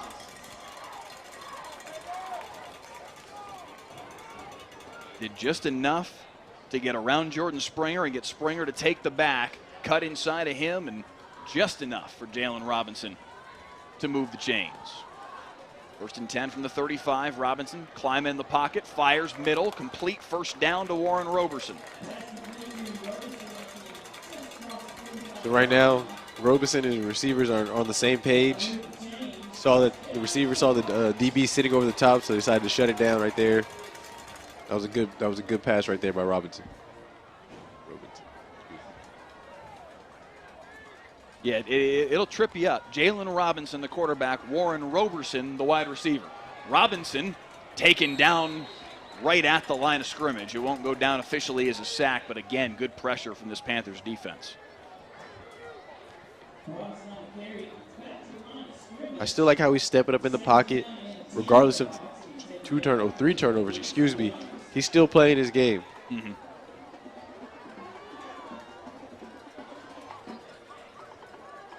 Down to 1:40 to play here in the first half. Pressure in his face again. Fires far side, just in and out of the hands of Roberson. That would have been a heck of a connection. Yeah, it would. He had to rush the throw a little bit right there. Had a lot of pressure in his face. That was good coverage on the outside. If it was going to be a good play, you'd have to make it right there. Instead, third down and 10. See Hogan Wasson out there playing a little bit of defense, standing at the 40-yard line.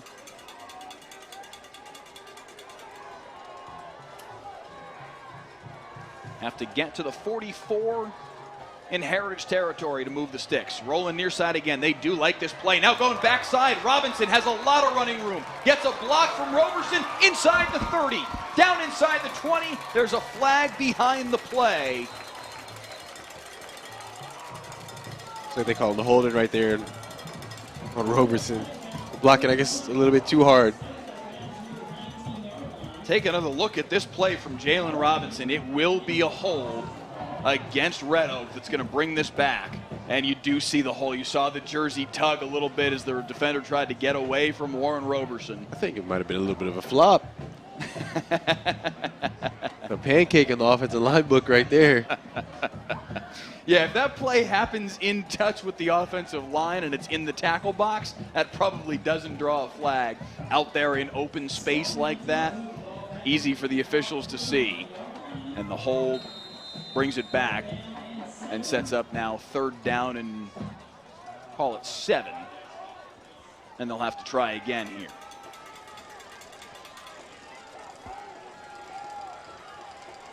So a highlight reel play from Robinson comes off the board. And on 3rd and 7, he's going to roll near side once again. Pressure in his face, firing over the defense, but through the hands, incomplete. Looking for Jace Wyatt. He put that ball right where it needed to be. Would have been a fantastic catch, but Wyatt couldn't quite hang on to it. Yeah, they came right back to that same play. Colleyville brought pressure off of both sides. Chris Knight was in his face immediately. Now timeout Red Oak. 1:01 to play here in the first half. Red Oak has one timeout left. Again, we're pretty sure Colleyville Heritage called a timeout at some point in this first half during that first quarter, just prior to one of the 2 interceptions that we've seen tonight. So we believe the in-house scoreboard that feeds our scoreboard that's telling you that there are 3 timeouts remaining for Heritage. We believe they only have 2. So we'll see whether or not Heritage feels like 1 minute and 1 second is enough time to perhaps do something with here before halftime. It will be Red Oak ball to start the second half, so that may factor into the decision too. Yeah, definitely. If Colleyville Heritage wouldn't have scored on that last drive so easily, I would go for it right here. But you don't want to put them in good field position. Yeah, especially considering that they do have a kicker in Brian Hansen that has as big a leg as he does. I talked with him briefly before kickoff. The wind is moving from your right to left as you're sitting at home watching on your screen. So he would have the wind at his back. He felt like going in that direction, he might be good from 55, maybe getting closer to 60. He's got a very big leg. We saw it on the kickoff a couple minutes ago, and you don't want to give him any extra yardage. So they do punt it away. Wobbly kick that takes a good Red Oak bounce inside the 20, and it'll be down at the 16-yard line. Yeah, well, you might as well let it see if it goes any further in your direction, but they down it there, and that's where we'll see Wes Smith and company come back on the football field. Let it bounce, keep the clock rolling. That's true, too. Looks like he just told his coach that he said he saw the look like the bounce is going to make it go back upfield, so yeah. Judgment call. And I mean, hey, as a coach, you trust your players in that situation to trust their own instincts and make the play that they feel is the right play to make. When it's all said and done, 51 seconds to work with here for West Smith and the Colleyville Heritage offense starting from their own 17-yard line. They will at least try and make something happen. Same play. Deep to Wasson, and it's intercepted. Picked off on the far sideline. Christian Pierce with the pick. They ran the same exact play they scored on the last drive. Looks like a flag came out late. There is a flag at the 39-yard line on the far sideline. I don't know for what. Wasson was running clean. Face mask maybe on the tackle. I'm not sure. We haven't gotten any signal yet from our officiating crew. Now Joe Greer is coming to the middle of the field.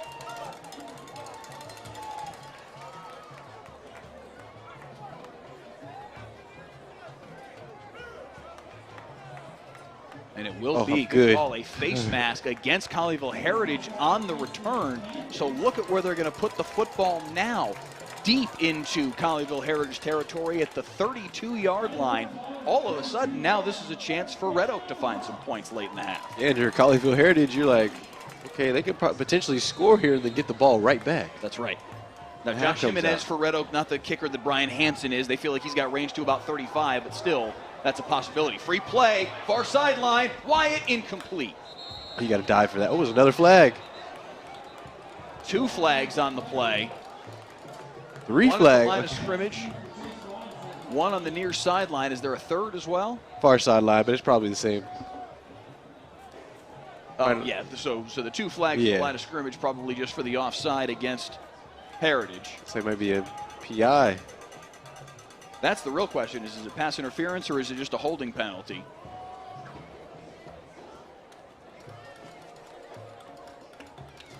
Where are they going to walk the football to now, Joe Greer?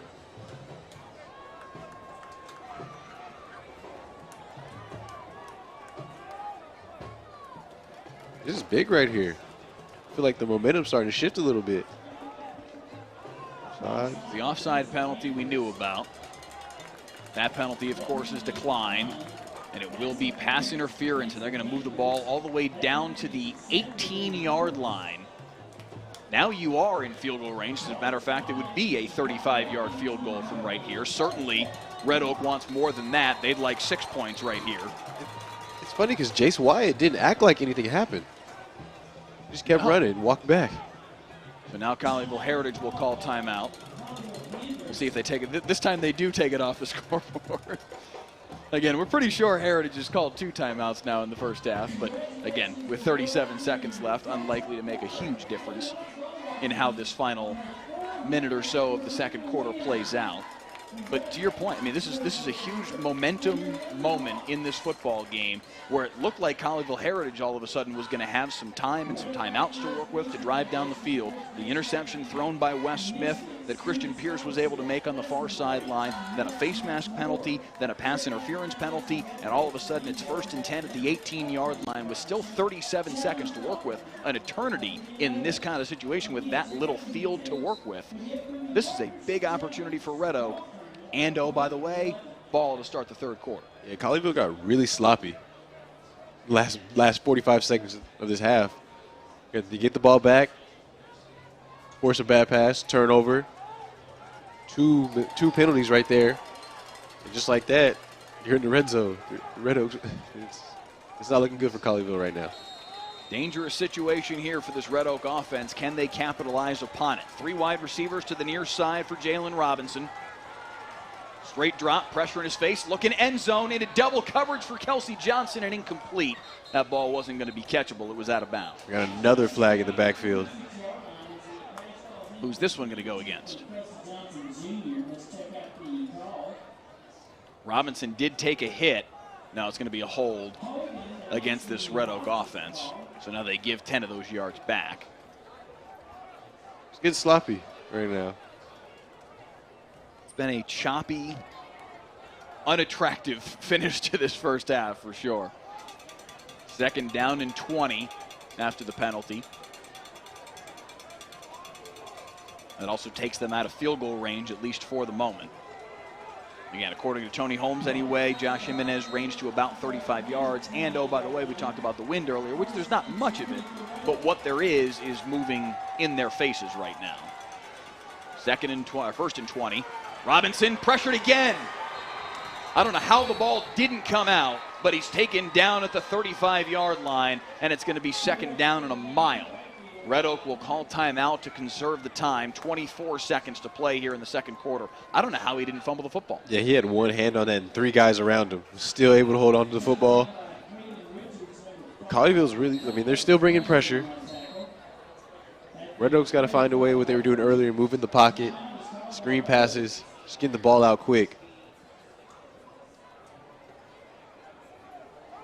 Again, we do appreciate you being with us here on the WFAA YouTube channel. Mike Leslie and Julius Lewis with you here at Billy Goodloe Stadium. Our director tonight, Clay Marshall. Our photographers, Dwayne Watkins and Raul Garcia. Nick Blackhall and Alex Cruz back in-house running the show at WFAA. Our technical director is Don Hazen, and the executive producer of Friday Night Football is Sean Hamilton. Again, drop a comment in that YouTube stream. Let us know where you're watching from tonight. History Hunter on the YouTube chat says that they're watching from Northampton, Pennsylvania. Appreciate you tuning in tonight. Again, let us know who you're watching as well, whether it's a certain player on one of these 2 teams that's your favorite player, maybe a nephew or a grandson or your child playing tonight. Let us know that. Also, let us know if you're tuning in to see the show from the bands. We will have that for you. The Colleyville Heritage Drill Team and Band, the Red Oak Drill Team and Band, all coming up here in just a little bit on Friday Night Football. That ball low as we come out of the timeout, incomplete as he tried to find Kelsey Johnson once again, and it's going to be 3rd down and 27.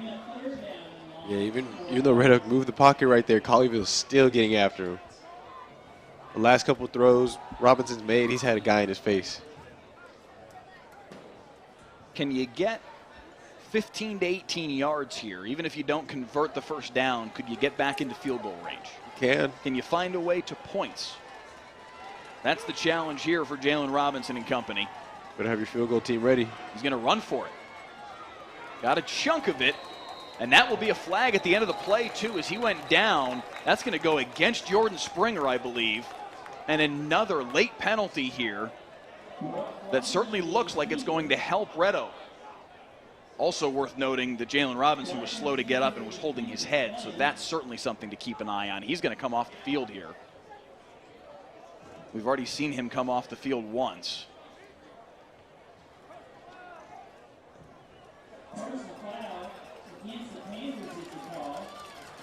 And it is a personal foul against Jordan Springer. That's going to bring the ball down inside the 15-yard line to the 13, and it will be 1st and 10 for Red Oak. Kendall Brown, their backup quarterback, comes on in place of Jalen Robinson. You certainly hope that Robinson will be okay. He's got his helmet off on the near sideline, but he's not being tended to by anybody, and now he's throwing his helmet back on. And it looks like Red Oak may call timeout here. No, Colleyville Heritage will call timeout. Looks like they called their second or third timeout. We're not entirely sure yet. The scoreboard in-house reads 1 remaining. You can't help but wonder, though, does that now open the door if Jalen Robinson, because he was putting his helmet back on, looked like he was ready to come back on the field after 1 play off. Now with the timeout, might we see him come back on out of this timeout? Yeah, he's taking some hits tonight, so he's a tough guy. I mean, he was down for a little bit, but he did bounce right back up. So with that timeout, he is allowed to come back into the game. Comment here from Ka Ru on the YouTube chat says that they're waiting for the Red Oak Band halftime presentation. That's coming your way here momentarily. Adam Purcell says here to watch Brian Hansen, the Panthers' sensational kicker, and the CHHS Band. Pardon me. Belinda Benson, I think that they're kidding, says, my child is officiating. Everybody's got jokes tonight in the YouTube chat. 13 seconds left. Robinson is back, and he's looking end zone. Corner, incomplete.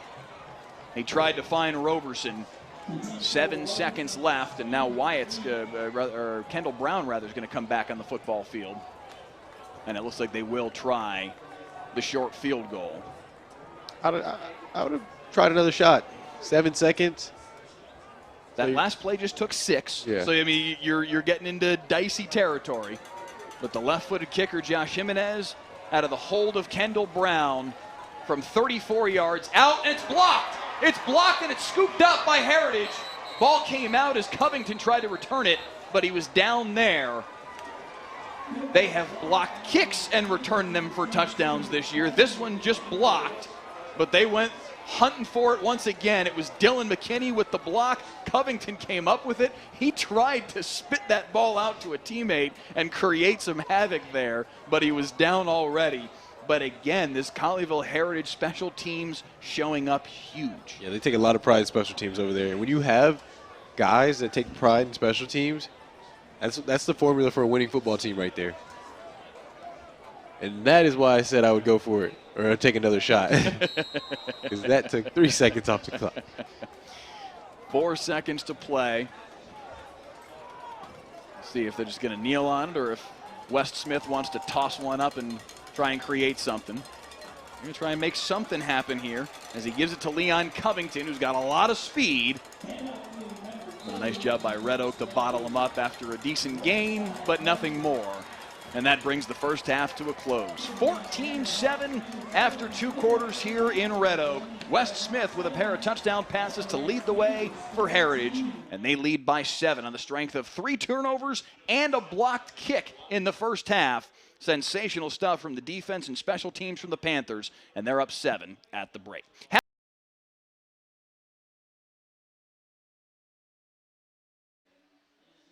As we welcome you back here on Friday Night Football, Mike Leslie and Julius Lewis here with you in the booth. 14-7, our halftime score in favor of the Colleyville Heritage Panthers. 2 West Smith touchdown passes, bettering the 1 touchdown pass in the first half from Jalen Robinson. But when you look at the box score in this first half, Julius, frankly, Red Oak played better, moved the ball better, except for the turnovers that they had in the first half. Yeah, those few mistakes hurt them. Well, 3 mistakes really hurt them. Yeah. They turned the ball over too much, too many penalties. But it seems like Colleyville Heritage shouldn't have the lead right now. 14-7, the score in favor of the Panthers at the break. 4-1 to start the year. Red Oak 1-4, but the Hawks have given them everything they could have wanted in the first half of this football game. As you see, Red Oak making their way out on the football field now. Jalen Robinson, we were saying it to each other at halftime.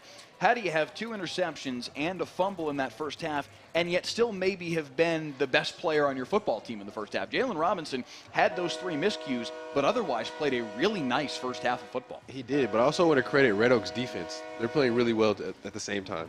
Yeah, Red Oak's defense doing a really nice job keeping Colleyville Heritage in wraps, and the Colleyville Heritage Panthers defense has been exactly as we were told it would be. They've been sensational tonight. They've created plays in big moments. The turnover created at the goal line by Leo Covington, he got a piece of it. Dalen McKinney makes the interception. Leo Covington created a fumble and recovered that fumble. We've seen some really impressive plays from this Panthers defense in the first half, and then the cherry on top right before halftime, the blocked field goal. Yeah, it's what they've been doing all year.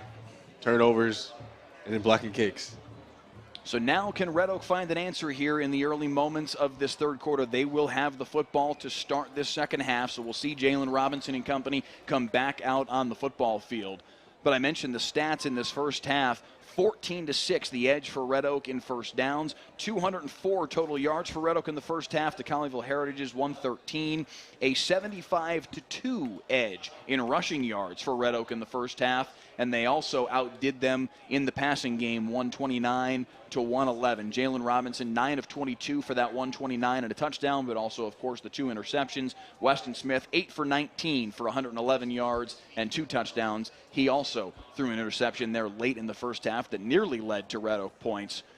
But Colleyville Heritage's defense was able to get the stop and create the blocked field goal. Robinson leading Red Oak in rushing yards as well, 11 for 38. Leo Covington, the leading rusher for Colleyville Heritage, with 1 rush for 5 yards. It has not been a run-heavy evening for Colleyville Heritage, but frankly, that is their style. They do like to pass the football quite a bit. Line drive kickoff from Brian Hansen. No point in even talking about the kickoff when Brian Hansen is kicking the ball away. There will be no return, and it will come out to the 25-yard line for Jalen Robinson and company. And Red Oak down by 7, Julius, trying to start off this third quarter in style. Yeah, they just need to build on what's been working for them. Colleyville started bringing a lot of pressure, so they just need to move the pocket around. Try to add. Maybe they need to add in some misdirection, still get the ball out quick. Just get Robinson comfortable. It'll be 1st and 10 at the 25-yard line here for Red Oak. As Robinson comes out in shotgun. Good to see Robinson back on the football field. He did leave there late in that second quarter. Looked like he was going to be able to return, but good to be able to confirm that he is indeed back on the football field. Another big hit to start this second half. This time Brandon Mannix delivering the wood to Jerome Harris. Yeah, but a gain of 6. Yeah, Chris Knight, he's physical. And once he gets his hands on you, you're not going anywhere. Call it 5 and 2nd and 5. 2 to the top side for Robinson. Handoff once again. And again, it is Jerome Harris. It seems like they've really liked what they've seen from Jerome Harris, and look at why. As very late in that play, he dragged some tacklers for the first down. This play looked like it was over. Right about here, looked like the play was done. Instead, he rips his way free and gets a little extra push from an offensive lineman. He's driving right now. I'm trying to see, was that 56? Was that 54? Maybe Alex Arellano. It was a little tough to see in the middle of all that pile, but a fantastic play, and Red Oak moves the sticks. And they'll give it to him once again, just barely tripped up. Again, it's Chris Knight getting a piece of him. Yeah, he might break one here soon. They didn't really run him that much in the first half, so the second half, he's probably juiced up right now, ready to go. Gain of 3 on that play. But you're right, he's just ever so close to breaking into that second level and really creating a big gainer here. He's had a couple opportunities where he's been just a half step away. This time Robinson will keep it himself. Maybe gains a yard. I think they're trying to tire out that Colleyville Heritage defense. Player down, though, for Red Oak after the play. And it looks like that's Alex Arellano. He's the leader of that offensive line, a 3-year starter.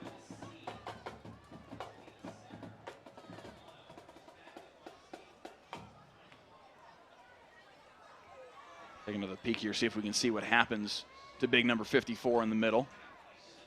We'll see, he kind of got rolled up on there at the end of the play. Reach for that right knee. That's always concerning to see. He is off the field now and being helped by the trainers. Yeah, it's not what you want to see. If he's the leader on the O-line, like you were saying. hopefully he can tough it out and get back out there, but hopefully he's okay. And they're already down some offensive linemen. Justin Nabwezi is out 3 to 4 weeks with an injury. Cameron Tatum's been trying to battle his way back into the lineup. And just like that, down goes Robinson. Hit hard once again. Quinn Koronek finishing the play. Yeah, that's a solid hit right there.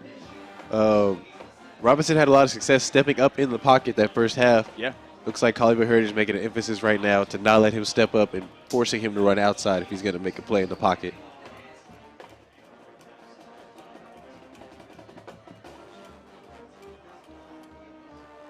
It'll be 4th and 11 as they set up the punt here for Chris Martinez. First time we've seen Red Oak punt today. They have moved the ball with efficiency. But a sky-high punt will land at the 40 and bounce directly to the sideline. And good field position for Colleyville Heritage to start this third quarter. Excited to see how they come out. Last time we saw them was they did have a sweet play that last play of the half, but the time before that there was an interception thrown by Wes Smith, so I'm excited. I'm going to see how they come out, see what their game plan is for this second half, see if they can move the ball down the field. It's funny, I mentioned earlier Belinda Benson had a comment in the YouTube chat saying that her son is one of the officials, and I assumed that she was kidding. She says, "Do either of y'all's moms ever watch you work?" As the handoff goes there, the ball goes to Murdoch on the first play of the possession. There's a flag behind the play. It's a fair point. I think part of why I assumed that it was a joke is because there is no Benson on the officiating crew. Now, perhaps it's a different different last name. I don't know. Belinda, I apologize if you really are watching your son as one of the officials tonight, whether it's Joe Greer here calling the hold against Colleyville Heritage or another of the 7-member crew. Regardless of why you're with us, we appreciate you being with us tonight on Friday Night Football. It'll be a 10-yard penalty as announced by Joe Greer for the hold, and it will be 1st and 20 to start off this series now for Wes Smith and the Panthers offense. Is your mom watching tonight? I don't know. I know she watched a couple weeks ago. Swinging it near side, Mason Murdoch gets a block across the 40-yard line, earns back those penalty yards and then some.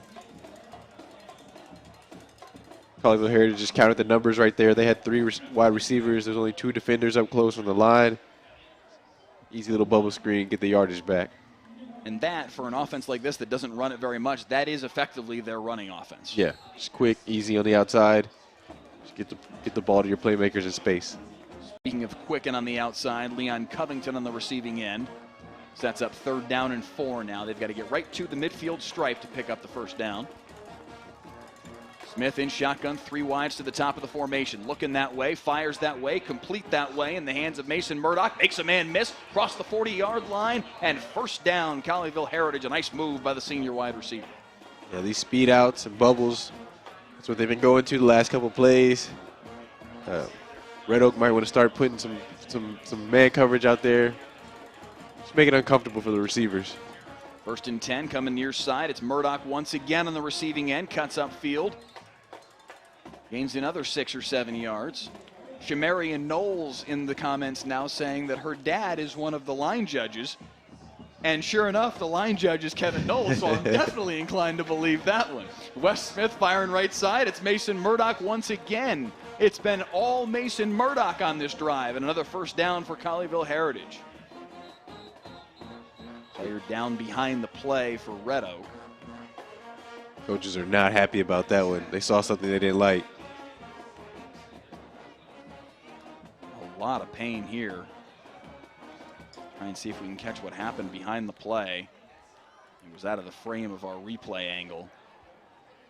They're pretty physical out there. I think it might have been a little slam on the ground. Jacob Russell, the senior defensive end. Big kid, 6'6", 250. And an impact player for them on the defensive side of the ball. But down in some obvious pain right now.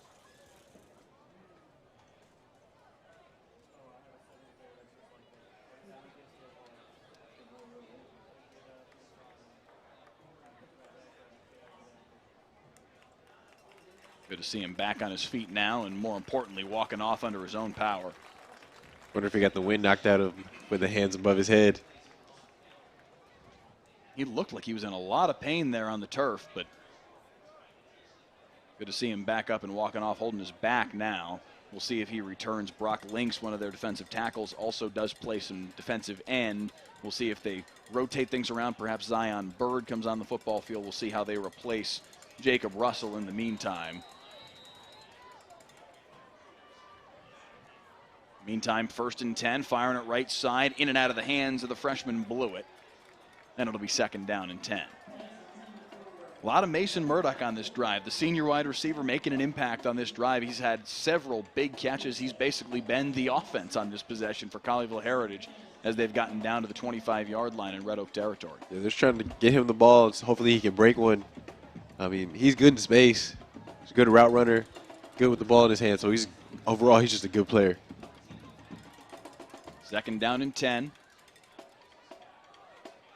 Off play action, firing over the middle behind his intended target. He was looking for Murdoch once again. Yeah, he's really lucky he threw that one behind, because if he threw that on target, he would probably put his receiver in a bad spot. So now 3rd down and 10 after back-to-back incompletions. The drive stalling a little bit here for the moment. We'll see if Wes Smith and company can move the chains here on 3rd and 10. Pressure in his face, firing end zone, too deep for Blewett and incomplete. It's 4th down, and on comes the field goal unit. Tried to hit it with a little slant go up top. It was there, but Wes Smith had a little bit too much pressure in his face. Wasn't able to sit there and make a good clean throw. Yeah, just needed a little more air into that one to let the freshman run underneath it. So now here comes Brian Hansen to kick the field goal from 42 yards out. Well within the range that he told me he's got pregame. He said out to 55 or so, maybe even further. Snap is good, hold is down, kick is drilled. And it's good. 17-7 now your score as Colleyville Heritage connects on the 42-yard field goal courtesy of Brian Hansen. Yeah, he's got that kicker walk. I don't know, a lot of college kickers, they set up and they do the little shoulder wiggle. Reminds me of my buddy I played with. He's at Villanova right now. It's funny because I know exactly what you mean. I don't know if I can describe it, but I know exactly what you mean. They get back there, they do the little thing with their foot, and they wiggle their shoulders, and then they go. Brian Hansen, a young man that Kirk Barton said he thinks will probably be kicking on Sundays a few years down the road. Drills the 42-yarder, and it's 17-7 in favor of Colleyville Heritage as the Panthers draw first blood here in the 2nd half. That's a win for Red Oak's defense in my book. They didn't give up 7. Fairly short field. Heritage took over at their own 40-yard line, so good field position to start. Heritage moved the ball well for the majority of that drive in the hands of Mason Murdoch, but eventually 3 straight incompletions forces the field goal. And it's 17-7 Panthers. So now Hansen set to kick it away. I'll tell you that deep to return for Red Oak are Warren Roberson and I believe Kelsey Johnson. I beg your pardon, it's Christian Pierce, 1, not 11. There's no point in them being there because Brian Hansen's going to kick this ball to like the field house. And it's gone. I mean, that's 4 yards beyond the end zone. Kid has an absolute bomb of a leg. It just struts off the field like nothing happened. There are some kids on this football field that have got big futures. Kelsey Johnson going to Baylor, Dylan McKinney going to Oklahoma State. There are some young kids that we really expect to have very bright futures for both of these two teams. Jonathan Cabea, the corner for Colleyville Heritage, a couple of freshmen, Braden Blewett. There are kids that are going to have really big futures in the game of football. Brian Hansen might be the name that you guys know best several years down the road. That kid has got a serious boot. 1st and 10, here comes Jalen Robinson into the pile, and there's Chris Knight once again. The middle linebacker has been everywhere tonight for this Panthers defense, and he cuts it down for what will actually go down for a 2-yard loss. Yeah, he's been all over the field tonight. Solid tackler. Pretty sure he hasn't missed one tackle tonight. If he has, we've missed it. Lucas Williams there with him to help finish the job. 2nd down and 12 now for Red Oak. They moved the ball very well in the first half. They could use a drive now, down 2 scores. Noah Johnson in there at tailback for Red Oak. Firing near side, has a man just wide of his intended target, and it was out of bounds for Jace Wyatt. And it'll be 3rd down and a dozen. Yeah, receivers got to find a way to stay in bounds right there. Quarterback put it in a good spot. He just drifted too much. He was able to hang on to the football, but wasn't able to get one of those feet down in bounds. It's 3rd down and 12. I want to see if they go after Warren Robinson right now. He's got a lot of man-to-man coverage up top. 2 wides to the top. Motion man is Johnson. Robinson, deep middle, has a man. It's Roberson, makes a man miss. 1st down. Still fighting for extra yardage. Out across the 40-yard line and dragging bodies to the 42. What a play from the junior wide receiver. They went after him. You did call it. Warren Roberson on the receiving end, and they move the sticks on 3rd down and 12. I like how there's finally a missed tackle right there by Chris Knight. We probably won't say that again tonight. 1st and 10. Motion man is Anderson this time. Handoff up the middle in the hands of Johnson. And sure enough, there's Chris Knight to make sure there will be no more missed tackles this evening.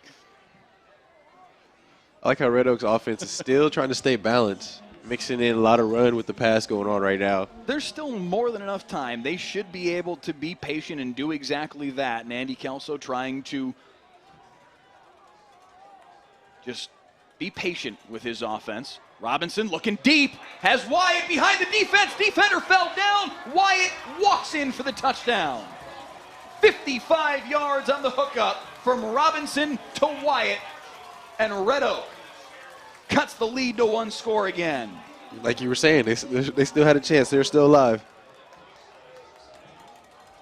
Looks like Robinson was waiting on the receiver to finally run his route. Looked like he had a 2-way go. He could run a go or a post right there. And just like that, it's a close game again. Extra point popped up in the air, but through. And it's 17-14 in favor of Colleyville Heritage. A 55-yard touchdown pass from Jalen Robinson to Jace Wyatt. And what a throw this is. Take another look at this. As you mentioned, patience from Robinson, and just drops it in the bucket for Wyatt. Yeah, it was a great pass, great route. It's definitely what Red Oak needed. And it's a 3-point game again. We're 1 block field goal away from being a tie ball game again. That's right. Colleyville Heritage had that blocked field goal late in the first half. 4 seconds to play, as a matter of fact, in the first half. Otherwise, this would be a 17-17 football game. But Jalen Robinson with his 2nd touchdown pass of the day. Both of them have been long gainers. A 57-yarder to Warren Roberson in the first quarter. Now a 55-yarder to Jace Wyatt. And this one was absolutely perfect. And Red Oak's right back in this one, cutting the lead down to 3.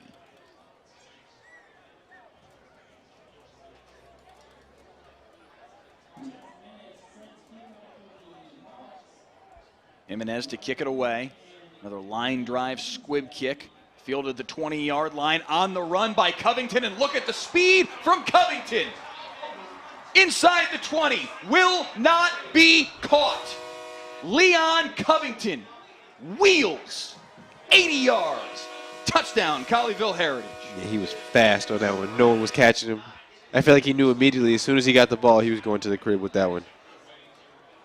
His 3rd kickoff return for a touchdown this season, and they never had a chance. He had it with a head of steam as he picked up the ball at the 20-yard line, threw up the deuces like he's a Kansas City Chief, and it's a touchdown for Colleyville Heritage.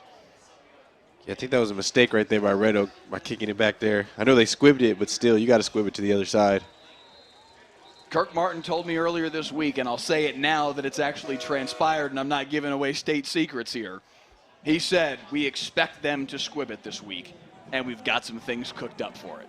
And Leon Covington brought it to fruition. 80 yards on the kickoff return.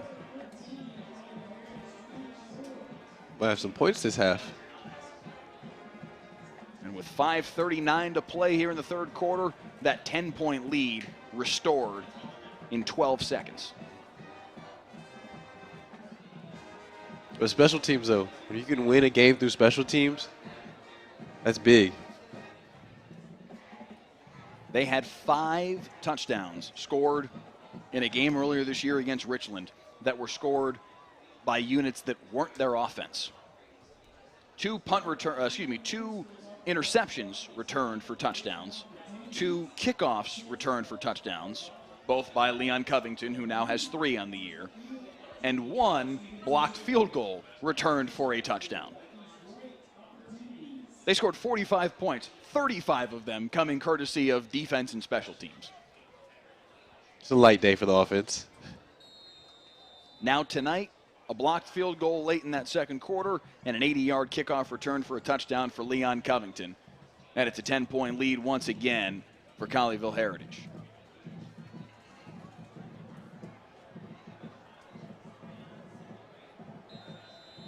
A little bit shorter of a kick. Hanson's legs getting tired. Only put it to the very back line of the end zone. Touchback once again as we give you another look at the kickoff return for a touchdown from Leon Covington. Didn't even have to make a cut. Barely just been touched. Straight forward, 80 yards, and nobody was going to catch him. He's special. He's a special type of player right there. And a little strut afterward, too. So back comes Red Oak. Jalen Robinson and company again trailing by 10 and again needing to find a drive here. Anderson in motion.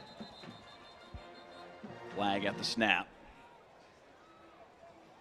It's a one-on-one at the bottom of the screen right now.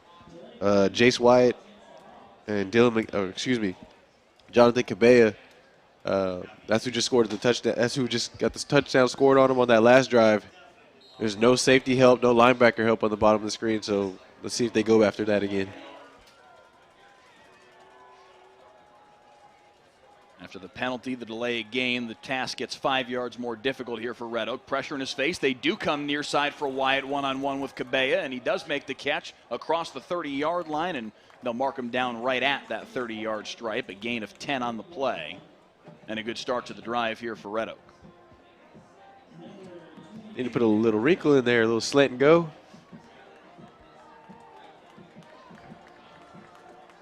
Or at least put some help out there. Look at the top of the screen right now. Nobody's out there. Wide open, Dylan McKinney trying to scramble to that far sideline.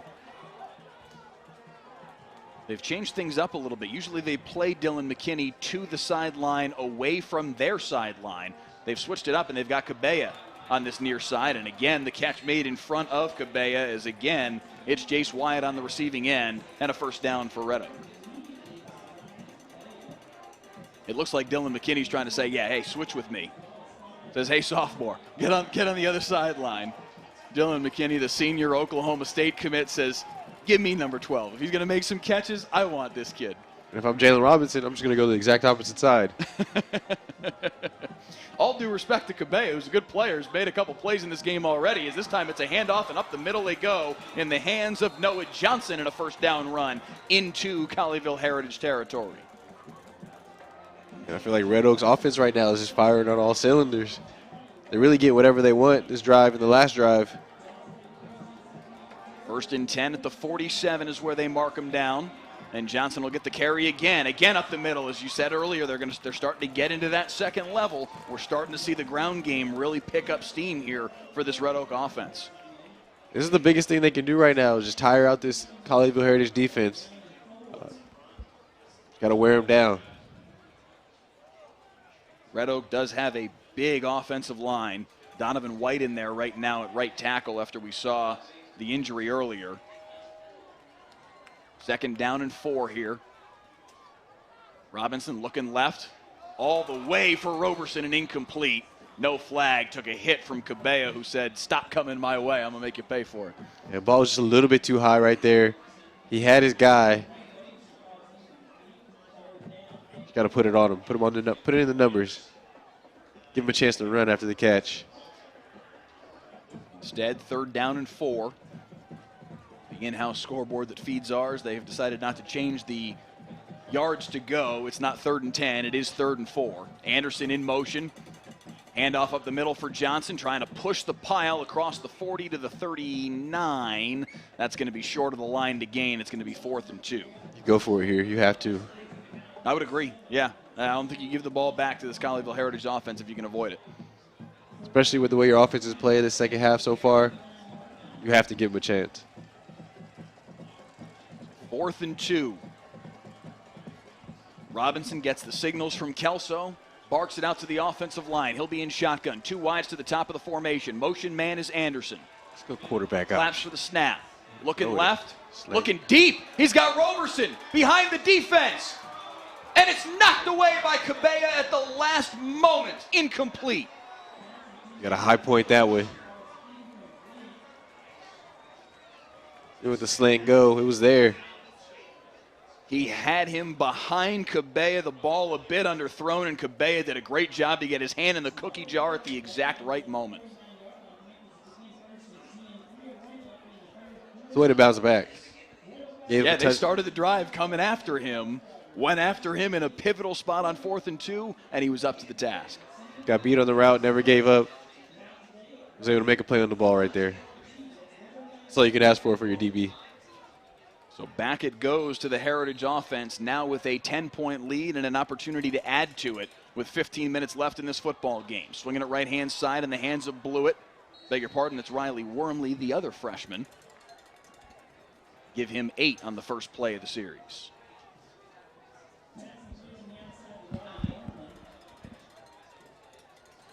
Looks like they're back at the line quick. 2nd down and 2. They come near side for Murdoch, but the timeout called prior to the play.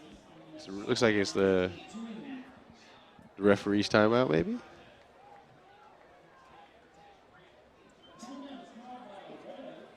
I haven't seen an official signal yet from Joe Greer. I certainly would have thought that would have been a timeout called by Red Oak, trying to avoid the quick snap there from Heritage. And they have now, taken the timeout off the board for Red Oak. So a timeout called by the Hawks. It'll be 2nd and 2 out of this timeout.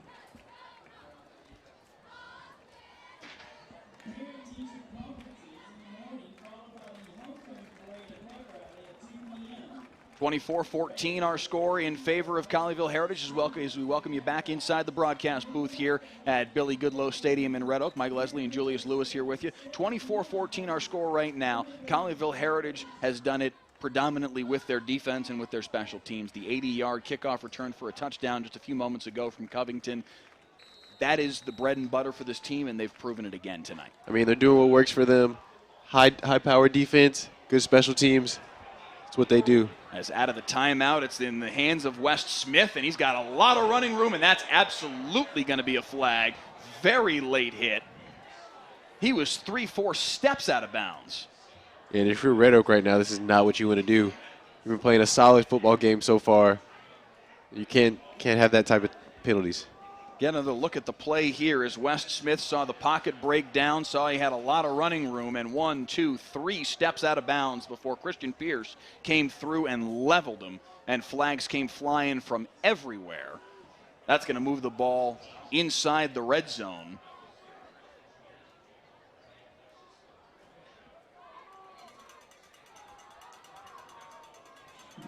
And it is indeed a personal foul against Christian Pierce. Yeah, you can't have that. You've been playing good all game. And Pierce has had a nice night. Had the interception right before halftime. He's played a good football game. But that right there is a mistake that puts his defense now on their heels as they have to defend in the red zone here, 1st and 10 at the 18-yard line. Smith with 3 wide receivers to his left. Wormley, the freshman, to his left in shotgun. Play action, firing it near side, complete in the hands of Wasson inside the 10 to the 9-yard line and a pickup of 8. If they're going to play so far off, Colleyville Heritage is going to take those 5-yard routes all day. Quickly back to the line of scrimmage comes Smith. Now 3 wides to the right-hand side. Handoff Wormley.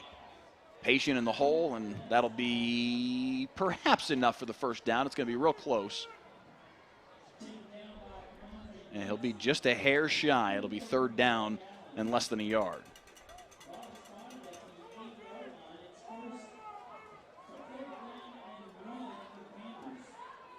Motion man, handoff, Wormley, taken down in the backfield, stacked up by this Red Oak defensive front. A big play there, and that forces fourth down. And a decision here for Kirk Martin. And it looks like they're going to kick the field goal. Yeah, you kick it here.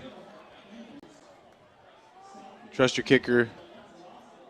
You had a shot right there, third and short, really short. You lost yardage. Yeah. Don't want to take a risk right here. Already up 2 scores. It does keep a 2-score game, but it forces 2 touchdowns from Red Oak in order to beat you, as opposed to a touchdown and a field goal. So a shorter field goal attempt here, this time from Hansen. Steps back, does his little wiggle. 27-yarder for Hansen is no problem. And it's 27-14. Colleyville Heritage now up by 13. I wonder who his kicking coach is. I got a pleasure to play with the all-time Big 12 leading scorer, Jaden Oberchrome. There you go. One of the best kickers out there. 27-yard field goal from Hansen. If memory serves, I believe it's Warren Cottle that is their kicking coach for Colleyville Heritage. Tim Wasson is also their special teams coordinator. So he's involved in the process as well. It's rare to find a really good kicker in high school. Yes, yeah, especially that kind of leg. I mean, that's next level. And to the point that Kirk Martin made to me earlier this week, that might be next level. That might be a future NFL kicker you're looking at right there in Brian Hansen. Already hit a 42-yarder earlier tonight. Now he's got a 27-yarder, and all he's done all night on kickoffs is pound the football through the end zone and beyond. Let's see how far this one goes. It's going to hit the pylon in the back, isn't it? 3 or 4 yards beyond the end zone. Red Oak's kickoff return unit has had a really easy night. Yeah. Because they haven't had to do anything. Their special teams install was a kickoff return unit. You're not going to get anything, sorry. Just watch. Yeah. Like you're a center fielder watching Barry Bonds hit a home run. There's just no point. Don't even move.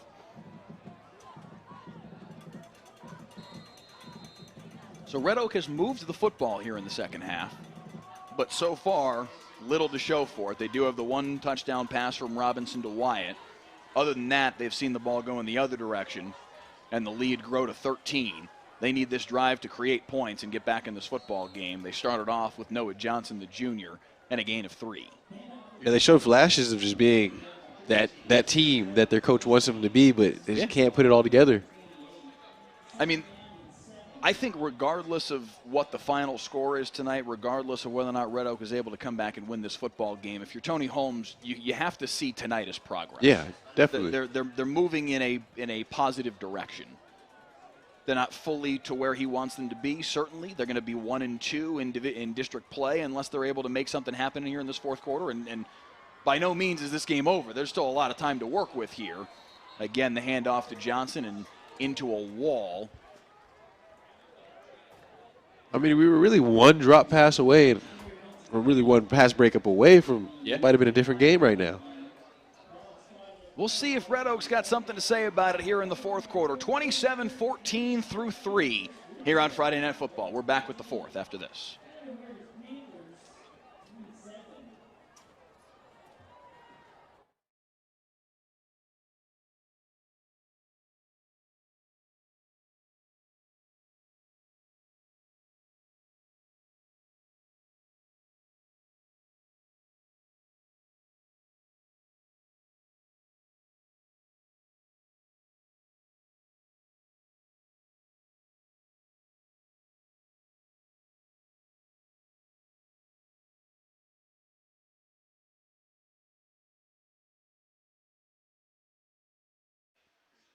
As we welcome you back here on Friday Night Football, 27-14 the score in favor of Colleyville Heritage through 3 quarters of play. Red Oak with the football to start the 4th. And take a look at this. Colleyville Heritage, one of 4 local teams here in the North Texas area, ranked in the top 8 of the 5A Division I state rankings. They ranked 10 in 5A D1, everywhere 5A D1 and on down. 4 of the top 8 from right here in North Texas. Denton, Ryan, Highland Park, and Frisco Lone Star, you see there on the rankings 1, 3, and 8. All 3 of them made it to the regional semifinals last year in Region 2, and 3 teams from this district, Red Oak, Mansfield Summit, and Colleyville Heritage, made it to the regional semifinals in Region 1 last year. This is a very, very deep and talented area for 5A football. You saw there on the bottom of that graphic, 5A D2 is also very good. 4 teams in the top 6 in the state, as that ball was incomplete, too tall for Kelsey Johnson, and it's 4th down and 5. And they're going to have to punt here to start off this 4th quarter. But yeah, you've got Aledo ranked number 1 in the state in 5A D2. You also have Lovejoy, you've got Ennis, and you've got South Oak Cliff all ranked in the top 6 in the state in 5A Division 2.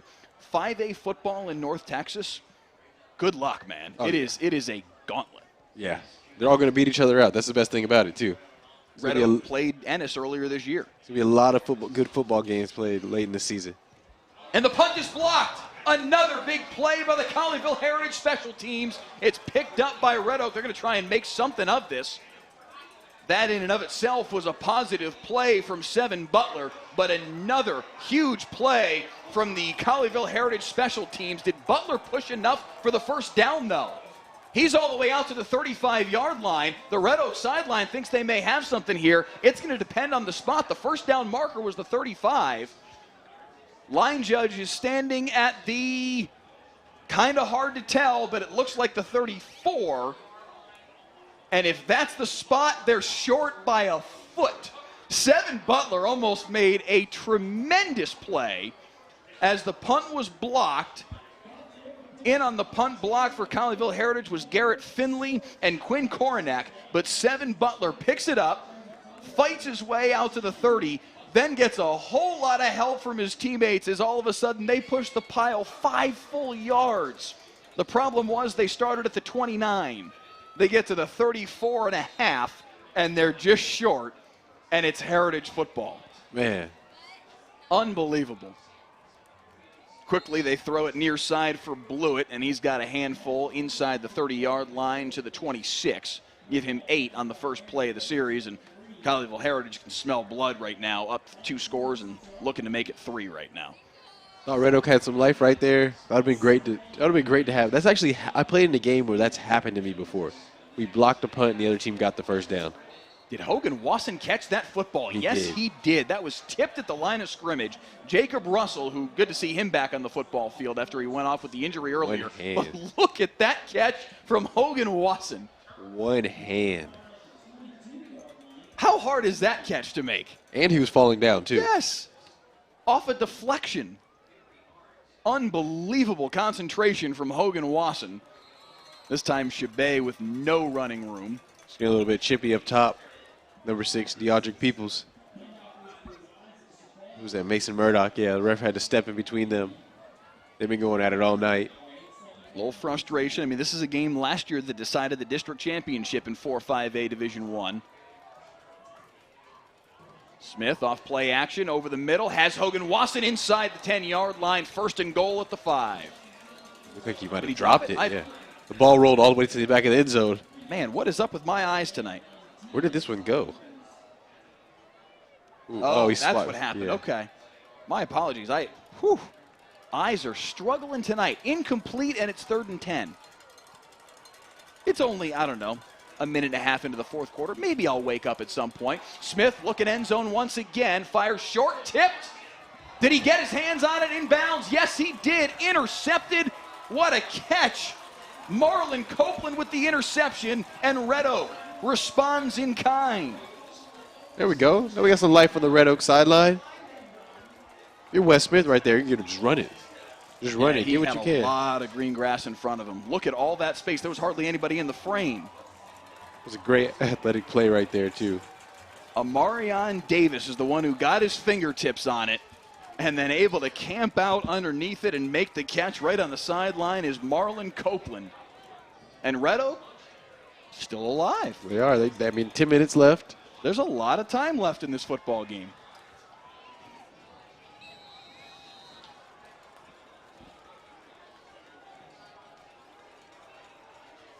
The second half's been great. It's been entertaining. See if Red Oak's got a little something here off the turnover. Firing far side, complete in the hands of Jace Wyatt, taken down right there. Next time they throw the ball to Jace Wyatt, I'm going to just need him to step up the field and run. He's doing a lot of dancing when he gets the ball. Yeah. A lot of turning. Just get catch the ball and run. Get what you can get. Second down and a pair. Robinson, straight drop. Looking Wyatt again.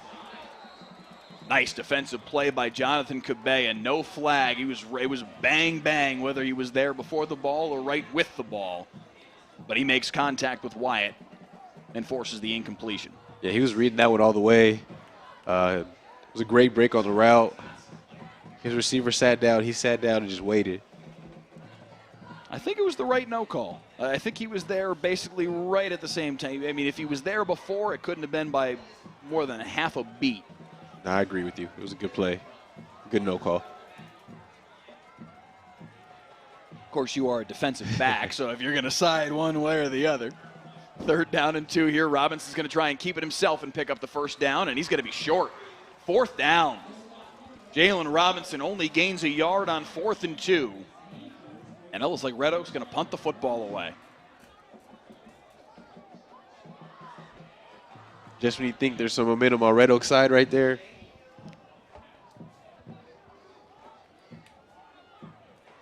Ball at their own 19-yard line. It's a hard place to try and go for it. It is only a yard, but you're down 2 scores. Where do you sit on that? You got to kick it. Or it's Colleyville Heritage that calls timeout here. Probably saying, watch the fake right now. Put our punt safe team there. You called the fake punt earlier this year in the Flower Mound Marcus game. I'm kicking it right here. I have to. I think you have. You're so deep in your own territory. If we're out on the 30, definitely I'll think about going for it. But here, can't put my defense in that type of position. And as good as Colleyville Heritage's special teams is, if you're going to go for it, just put your offense on the field. Yeah, exactly. Your offense has moved the ball. If you're going to go for it, go for it. I don't think a fake, with as talented as Colleyville Heritage's special teams is, I don't think a fake is the direction that you want to go here. So, out comes Chris Martinez to punt it away. Hogan Wasson deep to return for Colleyville Heritage with his heels on the 46-yard line.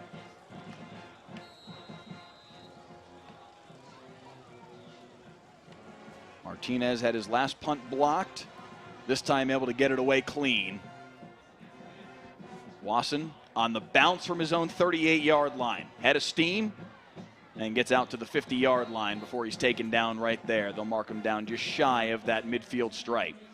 And back comes West Smith and the Panthers offense. Even though Colleyville's had 2 turnovers, Red Oak really hasn't been able to capitalize on them. And that's what you need to do. You got to capitalize on those turnovers. You just have to. 27-14 our score. Colleyville Heritage with the lead by 2 scores with under 9 minutes to play here in the 4th quarter. Please join us next week here on Friday Night Football as we will bring you the Battle of Beltline, Cedar Hill and DeSoto here on Friday Night Football. This one is always fun. It is our pleasure to call this game for the 4th straight year. Cedar Hill and DeSoto at DeSoto 1 week from tonight, right here on Friday Night Football. Little jet motion, toss to Hogan Wasson, and nowhere for him to go. Strung out well there by this Red Oak defense. Yeah, I mean, they're still playing hard. I mean, regardless of what's going on with the scoreboard right now, you just got to put good film. You got to put good football on film. Going into next week, just build on everything that you're doing right now. But that game next week, though, is going to be packed. That game next week is going to be an awful lot of fun. Cedar Hill and DeSoto, 2 of the best teams in the state year in and year out. And maybe the best rivalry in all of North Texas. Smith over the middle, incomplete, looking for Hogan Wasson, and it was behind his target. And it's 3rd down and a dozen, and if Red Oak can get off the football field quickly here, I mean, still a lot of time to work with here. For some reason, if I'm Colleyville Heritage right now, I'm running the ball. I'm doing what I was doing earlier. I'm getting the ball out quick. Run the clock. This is the one downside of being a team that doesn't run the football very much. They're not especially effective at it, frankly.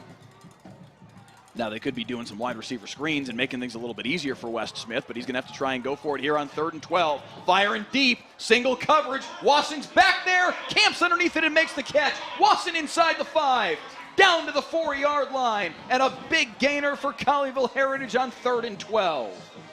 Yeah, number 2, Donovan Johnson just got turned around. He had a chance to play the ball, but he just lost his receiver.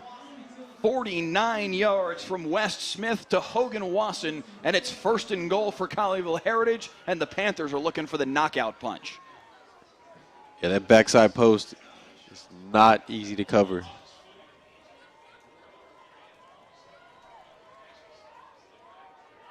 Smith sends Covington in motion. Quick toss to him. Covington cuts upfield, drilled back at the 1-yard line.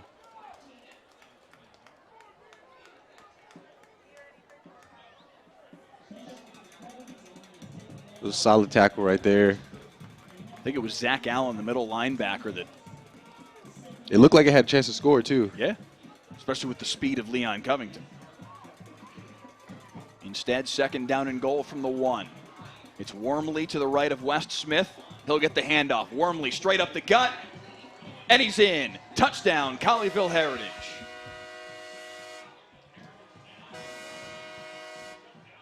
So if I'm Red Oak going forward, I take everything I did in the first half and try to replicate that throughout the rest of the season. Yeah. Because they started well. And no, absolutely. Finishing the game has seemed to be their biggest struggle right now.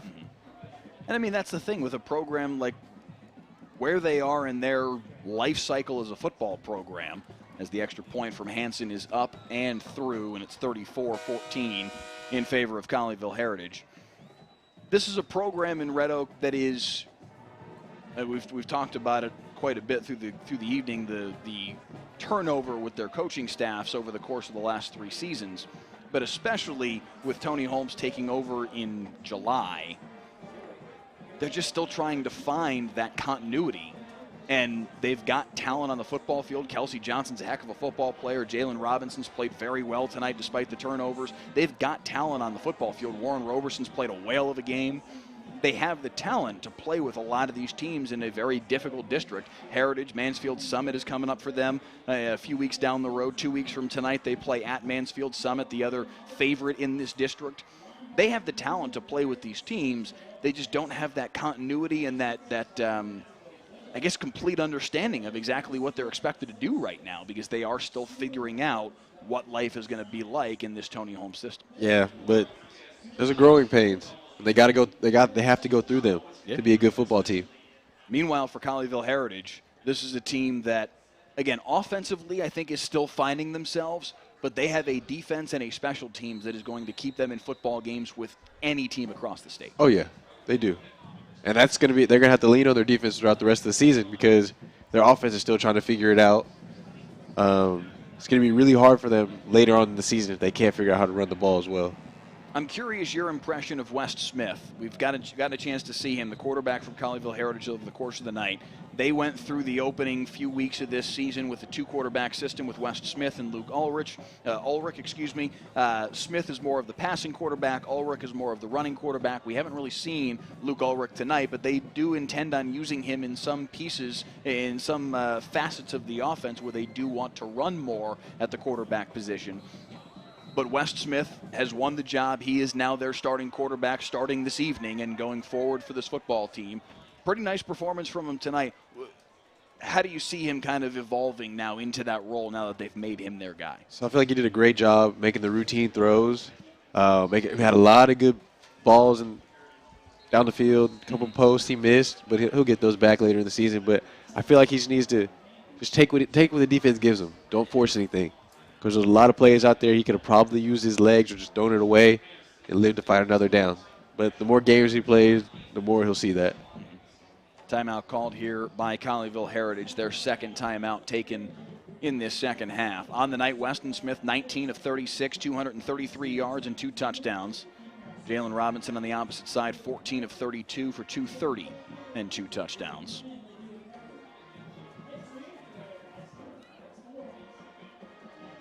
We hope you'll join us tonight on the WFAA News at 10. Myself and Jonah Javad will bring you all the action from around the area. We'll have highlights, of course, of this game, highlights of the game he's at, one of the top private school games across the state tonight as Parish Episcopal played Prestonwood Christian.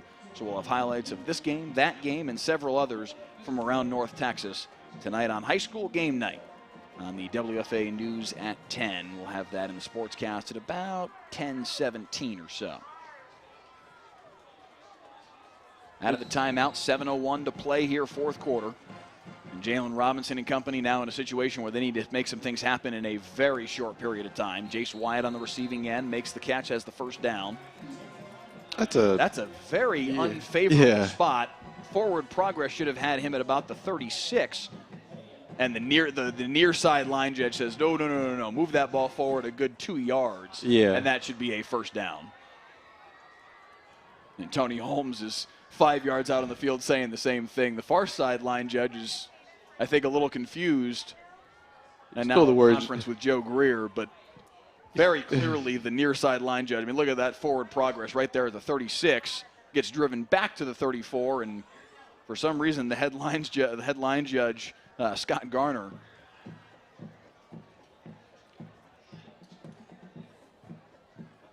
It's a little bit of confusion. Yeah, I'm not sure. I'm not sure what the confusion. I'm not sure why, because that one was pretty obvious. But I mean, it happens.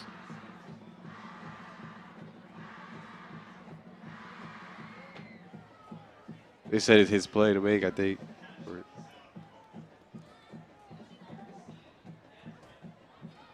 They split the difference, I guess, and put it at the 35-yard line. Either way, it's enough for the first down. Whatever. The end result is a first down. The 3 feet worth of difference between where the football sits and maybe where it should have been doesn't ultimately make a ton of difference because it does move the sticks. They fire it near side. Kentrell Anderson, he'll have enough for another first down out to the 46-yard line. And Red Oak, again, needs to move quickly, Julius, but a good start to the drive. Yeah, I like what they're doing on the outside right now. Stacking 3 receivers, switching up the looks, coming out the breaks. We've got a commenter on YouTube saying Colleyville for state. That's a big ask, but this defense very well may be up to the task. Wyatt with the completion there on the far sideline from Robinson. And again, they'll move the chains. So Red Oak, again, starting this drive exactly as they need to, but a lot of work to be done here in the final 6 minutes and 17 seconds. Robinson, deep, single coverage, has a man behind the defense, but Wyatt couldn't run underneath it. A little bit of contact right there. There was a little bit. They kind of bumped hips on their way down the field. No flag flies. The contact between Cabella and Wyatt came below the frame as our camera crew followed the football, but no flag, and it'll be second down and 10.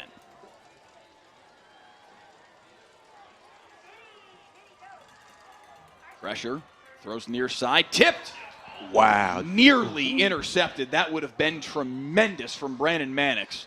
There was some confusion there, I think, for Red Oak as far as who was supposed to be catching that football and who was supposed to be blocking, as they had 2 guys right there next to each other. Yeah, just a little bit of miscommunication. Excuse me, can't even say the word. Miscommunication. While I try to communicate that word. Almost into an interception. Roberson and Anderson standing right next to each other. Robinson. Same route.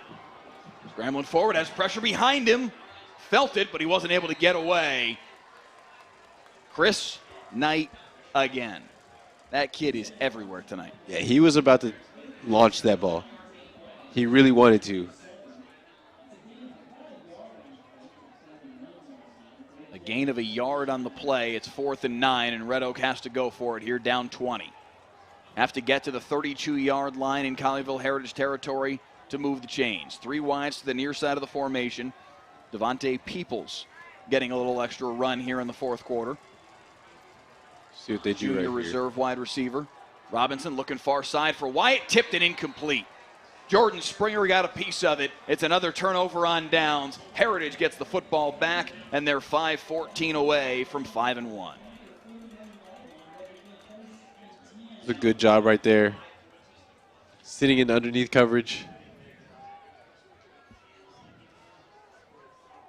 It's responsibility football. Yep. Just play your assignment. Understanding where you're supposed to be on the field and making a play. Yep. Didn't do too much, just did what he was asked. Colleyville Heritage defense giving up an average of 14.6 points per game through the first 5 games of the year. That average won't move much. 14 on the board right now for Red Oak. This, to me, is a test, though, right now for Colleyville Heritage. Do you have the ability to run the football when you need to? Flag on the play right at the snap as they hand it off to Isaac Chabet. If you're going to be a team that can win games at that next level, making a deep run in the postseason, can you run the football when you have to eat some clock and salt the game away? This is a team that almost exclusively throws the football. Yeah. But like can you run it when you have to? Yeah. Definitely they're going to have to figure that out. But like you said earlier, they do have ways to get the ball on the edge quick. Yes. That's complements something like a run game. So it's a personal foul against Red Oak. Yeah, I think it was one of their corners, actually. Perhaps on the far sideline. Yeah, they called it early. Yeah, I mean, it was right at the snap. Yeah, there he goes, coming off the field right now. Number 6, Deodric Peoples. We had seen him getting a little bit fired up earlier. Chabet slips down there on 1st and 10 as the ball was moved to the 44-yard line with the penalty.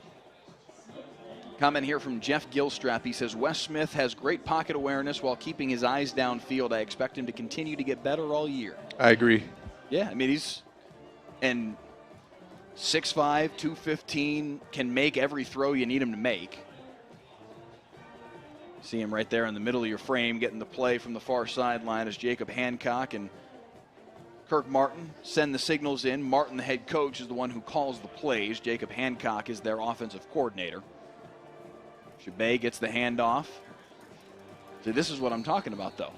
We've seen this now 3 or 4 times on this possession where they hand it off to Chabet on a seemingly similar play each time, and it's gone pretty much nowhere. Yeah. And does it start with the play call or does it start with the offensive line? Well, and I think that's the thing. I mean, this is an offensive line that is used to pass blocking, and that's almost exclusively what they do. Now, in this kind of situation, all of a sudden you say, hey, flip the switch and become road graders. That's a hard ask. Yeah. Looks like they need to do some middle drill practice. Couple periods of middle drill fix that. You say Benadryl? Middle drill. Oh, middle drill. Yeah. You say Bennett. So you know how during practice you do your pass skelly? Yeah. That's what the O-line and the D-line do, middle drill. See, this is why I didn't play offensive line or defensive line. I was involved in Pascal. Yeah.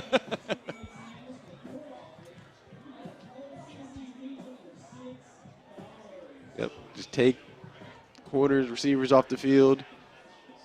Put the O-line, D-line, linebackers might have a weak safety in there. Okay.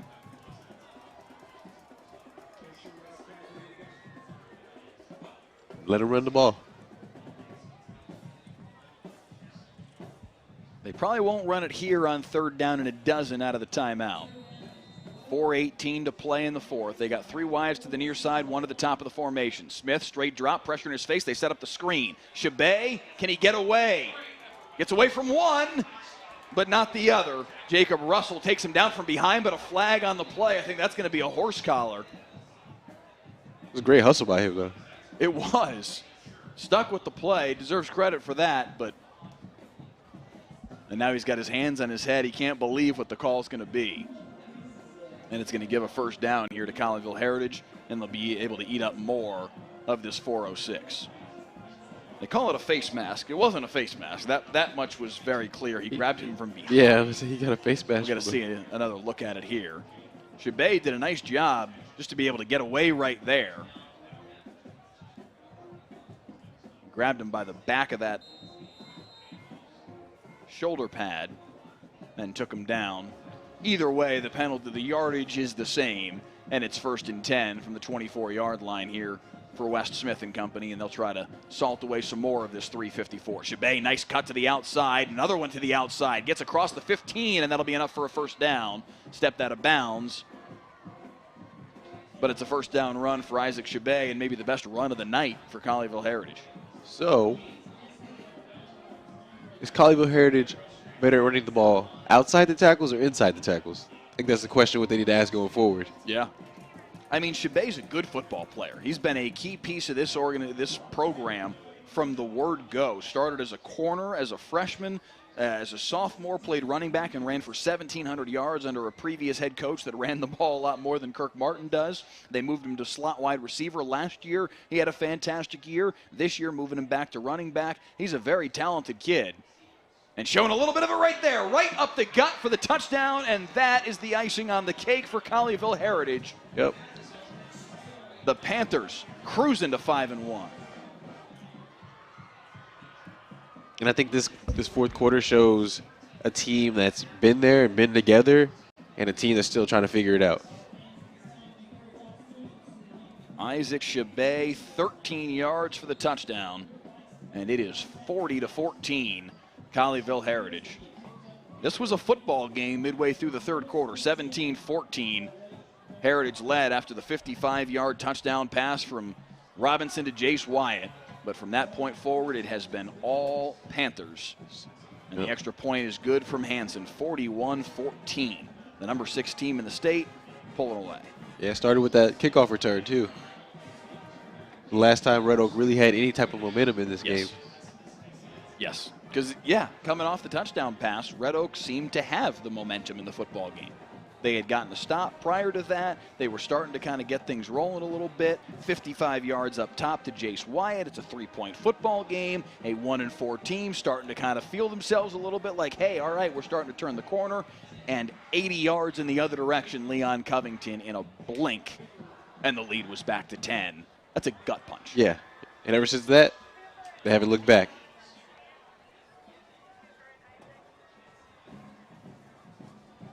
So you look ahead for these two teams, and now this sets up a really big one in District 4-5A Division I as Colleyville Heritage will host Mansfield Summit 1 week from tonight. Let me see if I can get a look at the scoreboard, see whether or not Summit is leading in their game tonight. Just want to add, I never lost a Summit. 4-0 against them. Mansfield Tiger Julius Lewis on the call with me tonight here on Friday Night Football. Were they in the same district as you back then? No, but they were our crosstown rival. Of course. Yeah, they were our blackout game. That is... I'm confused. I don't know why they wouldn't jump on that football. That's Colleyville Heritage ball, no? Did it hit in the end zone? No. That did not go in the end zone, and that is Panthers football. I looked away for a second because usually that ball would have made it out the back of the end zone, so I looked away. We've all kind of just been sleeping tonight on the kickoffs because Brian Hansen's been kicking it through the end zone. He pops it up. It lands in play, bounces backward. Nobody from Red Oak gets on the football. There you see it one more time. Very clearly bounced at the 2-yard line. And I don't know why. It almost looked like Christian Pierce thought, well, if I don't touch it, then they'll just down it. No, this is a kickoff. This is not a punt. And Colleyville Heritage jumps on top of it. Even they looked like they were hesitant, like, can we recover this football or not? Yes, you can. And it's Panther football at the 7-yard line. Handoff, Chabet looking for more. It's a heck of a 0-yard run from Isaac Chabet, fighting his way as much as he could. I'm really glad this defense is still flying around to the football. Because easily after that, you could just say, all right, you guys got it. Yeah. That would be very easy for them to do right now. It's very interesting. would just happen right there. And Mansfield Summit is going to be 3-0 in district play, as will be Colleyville Heritage. Summit with a 40-16 win over Richland tonight. So next week in 4-5A Division I, a major tilt. 3-0 Colleyville Heritage, 3-0 Mansfield Summit. The district championship will hang in the balance. Isaac Chabet with his second touchdown run in a couple minutes here to make this one look like a laugher. It really wasn't for a lot of the football game. But Heritage has turned it into a blowout late. The 7-yard touchdown run, and it is 47-14. You were to look at the scoreboard after the game, you'd be like, wow, it must have been a blowout the whole game. And really wasn't a blowout until beginning of the fourth quarter. Yeah, beginning of the fourth quarter, Heritage started to pull away. The Riley Wormley touchdown run that made it a 20-point game, 7 minutes left in the fourth. Okay, now it's starting to, the gap is building here. But this was a 3-point game midway through the third quarter. It was still a 13-point game as we started the fourth, as Red Oak had forced Colleyville Heritage to kick that field goal in the final minute of the third quarter to keep themselves still kind of in touch in this football game and still with a chance. But the Riley Wormley 1-yard touchdown run and then back-to-back Isaac Chabet touchdown runs. And it's 48-14. Panthers in front and about to move to 5-1 on the year and 3-0 in district play.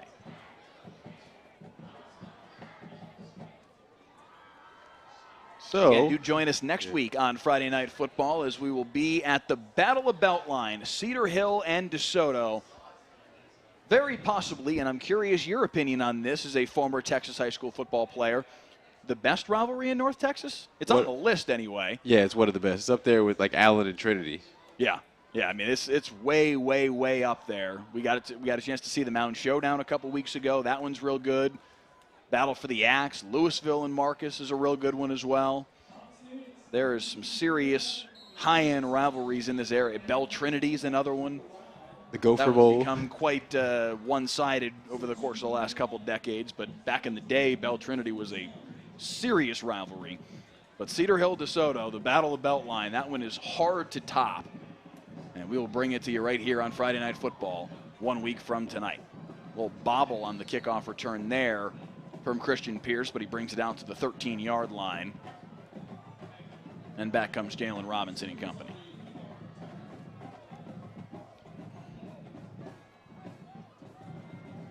Wonder if his coach said, hey, don't worry about kicking it out the back of the end zone. Just put it wherever you want. Just Well, ease it it off. also matters to a certain extent. Now he's going into the wind.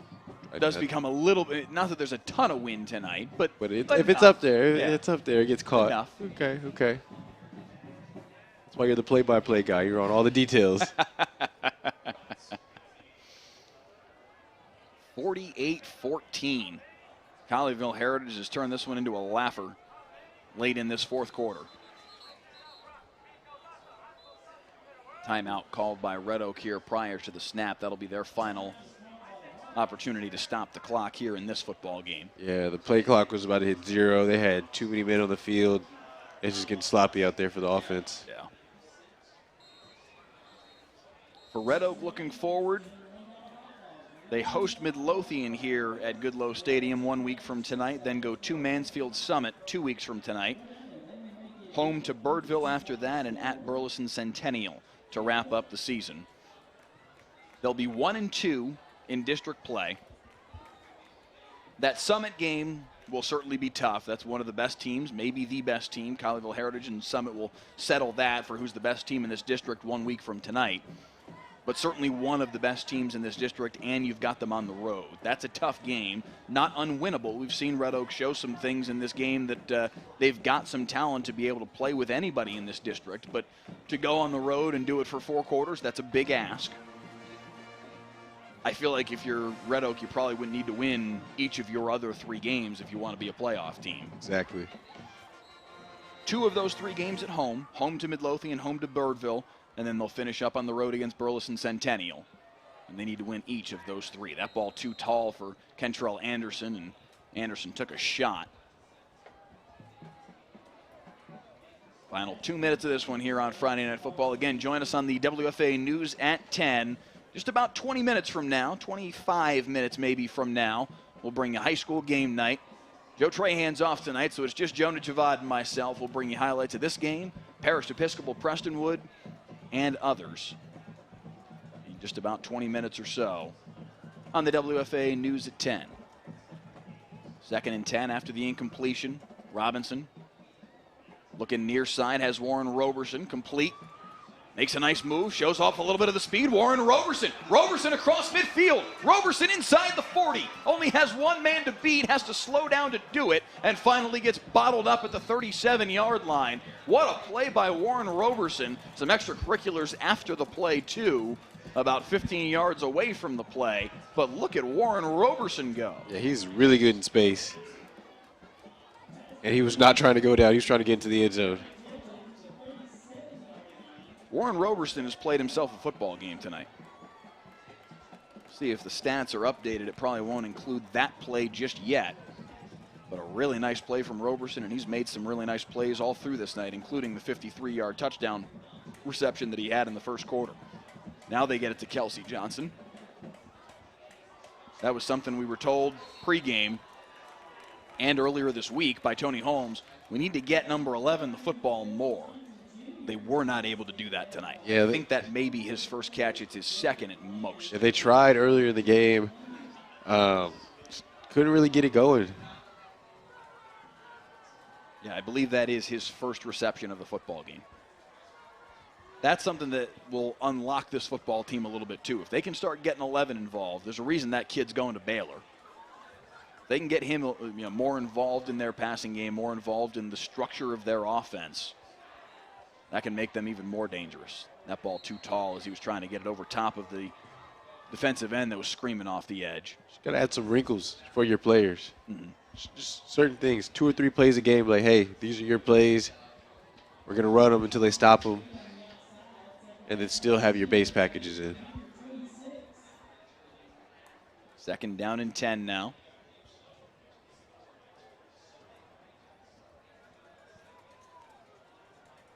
Robinson looking right side. Gets it to Kelsey Johnson again. And he's down inside the 20 to the 19. Under a minute now.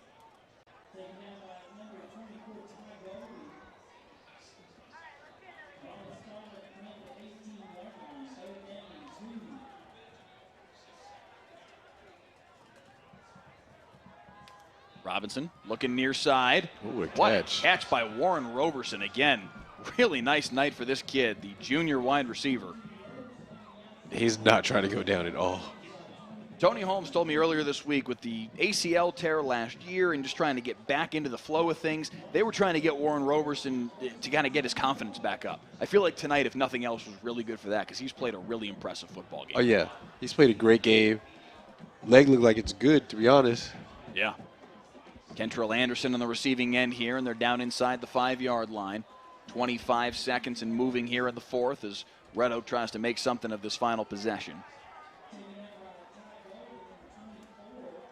Down to 16 on the clock, and they'll spike it right there. The referees missed one right there. That guy did not get off the field. For Red Oak or for Heritage? For Heritage. They had a guy running off the field.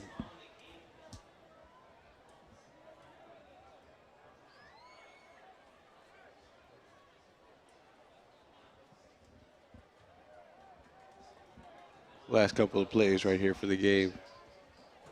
Yeah, you know Heritage doesn't want to give up points here. We talked about it before, giving up just 14.6 a game. They don't want that average to increase. No. Let's see if they can make a stop here. 2nd down. See, areas like this. 3 to go from the 4. End zone tipped. Incomplete. Kelsey got a paw on it, but couldn't haul it in with those bright yellow gloves.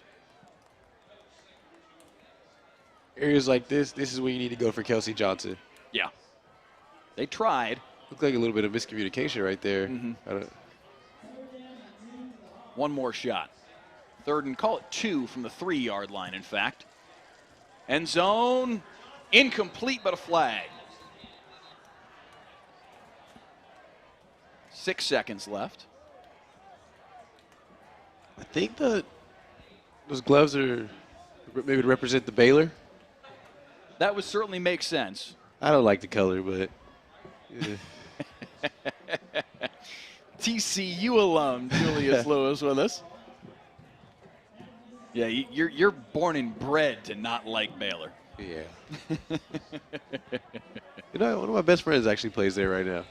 6 seconds left, 1st and goal. They're going to have Kelsey Johnson take the snap and just try and bowl forward into the end zone, and he's in. I like that. Kelsey Johnson, touchdown with 2 seconds left. I like that.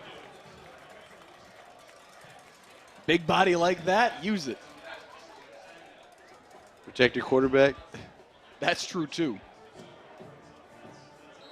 So about 1.5 yards on the touchdown run from Kelsey Johnson. And that'll make this final score look a little bit more respectable for the Red Oak Hawks. Extra point from Josh Jimenez is up and through. And it's 48-21 with one final play left to play out. A kickoff from Jimenez, and this one will be in the books. We'd be remiss if we didn't remind you again, because it's going to be a great one. Next week on Friday Night Football, Cedar Hill and DeSoto. At DeSoto, the 4th year in a row we've had the pleasure of calling this game on our WFAA airwaves. Each of the 3 games we've done so far have been won by Cedar Hill. They won 32-17 the first time we did this game, and that was the last time it was at DeSoto. They won at home each of the last 2 years. 2 years ago, 28-27, DeSoto went for 2, scored a touchdown on the final play of the game as time expired, decided to go for 2 and the win, and they weren't able to hang on to a bubble screen, and Cedar Hill won by that 1 point. Last year, Cedar Hill with another win on their home field behind Caden Salter, who had 6 touchdowns in the game. This year, DeSoto looking for a little bit of revenge as they return to DeSoto's home field, Eagle Stadium there in DeSoto, and that is where we'll be 1 week from tonight. And a little bit of a Friday Night Football redemption. They're looking for it. All due respect and love to the DeSoto program. We've done their broadcasts a number of times. I believe only once have they won on the WFAA air, whether it was Thursday Night Lights way back in the day or Friday Night Football, whatever the case may be. They tossed it back there for Riley Wormley to see if the freshman could make something happen on the final play. Nothing doing. A little extracurriculars again away from the field. But this one is over. 48-21 the final score. Colleyville Heritage 5-1 on the year, 3-0 in district play, and now setting up a real big one 1 week from tonight against Mansfield Summit with the District 4-5A Division I championship on the line. It's going to be a good one. That one should be real good. So should our game next week. A lot of good football. Take me through where you go from here if you're Red Oak. Again, we saw some good things tonight, but they need to dial that up still quite a bit. Definitely. They started off well. Their defense played hard throughout the whole game. They got put in a lot of tough positions. Their offense, they got it going. They had pieces and pieces and pieces. Almost put it together there at the beginning of the second half, but just turnovers. Got to control. You got to make smarter plays. But they have all the makings of being a really good team. You just got to put it all together. How about for Colleyville Heritage? Now 5-1 on the year, one of the top-ranked teams in the state in 5A Division I, certainly with dreams of contending for a state championship. Where do they need to go to be able to be at that level where now they can compete with the Denton Ryans, the Highland Parks, the Cedar Parks? I mean, there's some good football teams out there that they're going to have to contend with. What do they need to do to kind of get over that final hump and be in that category? So their defense, keep doing what they've been doing. Do what they did tonight. Defense and special teams. Yes. No notes. Yeah. All A's across the board. Their offense, head coach Kirk Martin said they were work in progress and needed to take steps. I think they took some steps tonight in the right direction. Turnovers, obviously something that every coach wants to eliminate from the game, but they definitely took a lot of right steps and just need to build on what they did tonight. Colleyville Heritage with a 48-21 win. Special teams and defense, the story once again. An 80-yard kickoff return for a touchdown. They created 3 turnovers in the first half alone, created points off of those turnovers, and they moved to 5-1 with a 48-21 win over Red Oak tonight to move to 3-0 in district play. For our entire Friday Night Football crew, Director Clay Marshall, photographers Raul Garcia and Dwayne Watkins, digital coordinator Nick Blackhall and Alex Cruz back in-house, Julius Lewis alongside. I'm Mike Leslie. So long from Red Oak. The final score one last time, 48-21, Colleyville Heritage. All our Friday Night Football broadcasts stream live and are archived in perpetuity on the WFAA YouTube channel. This has been a presentation of WFAA TV.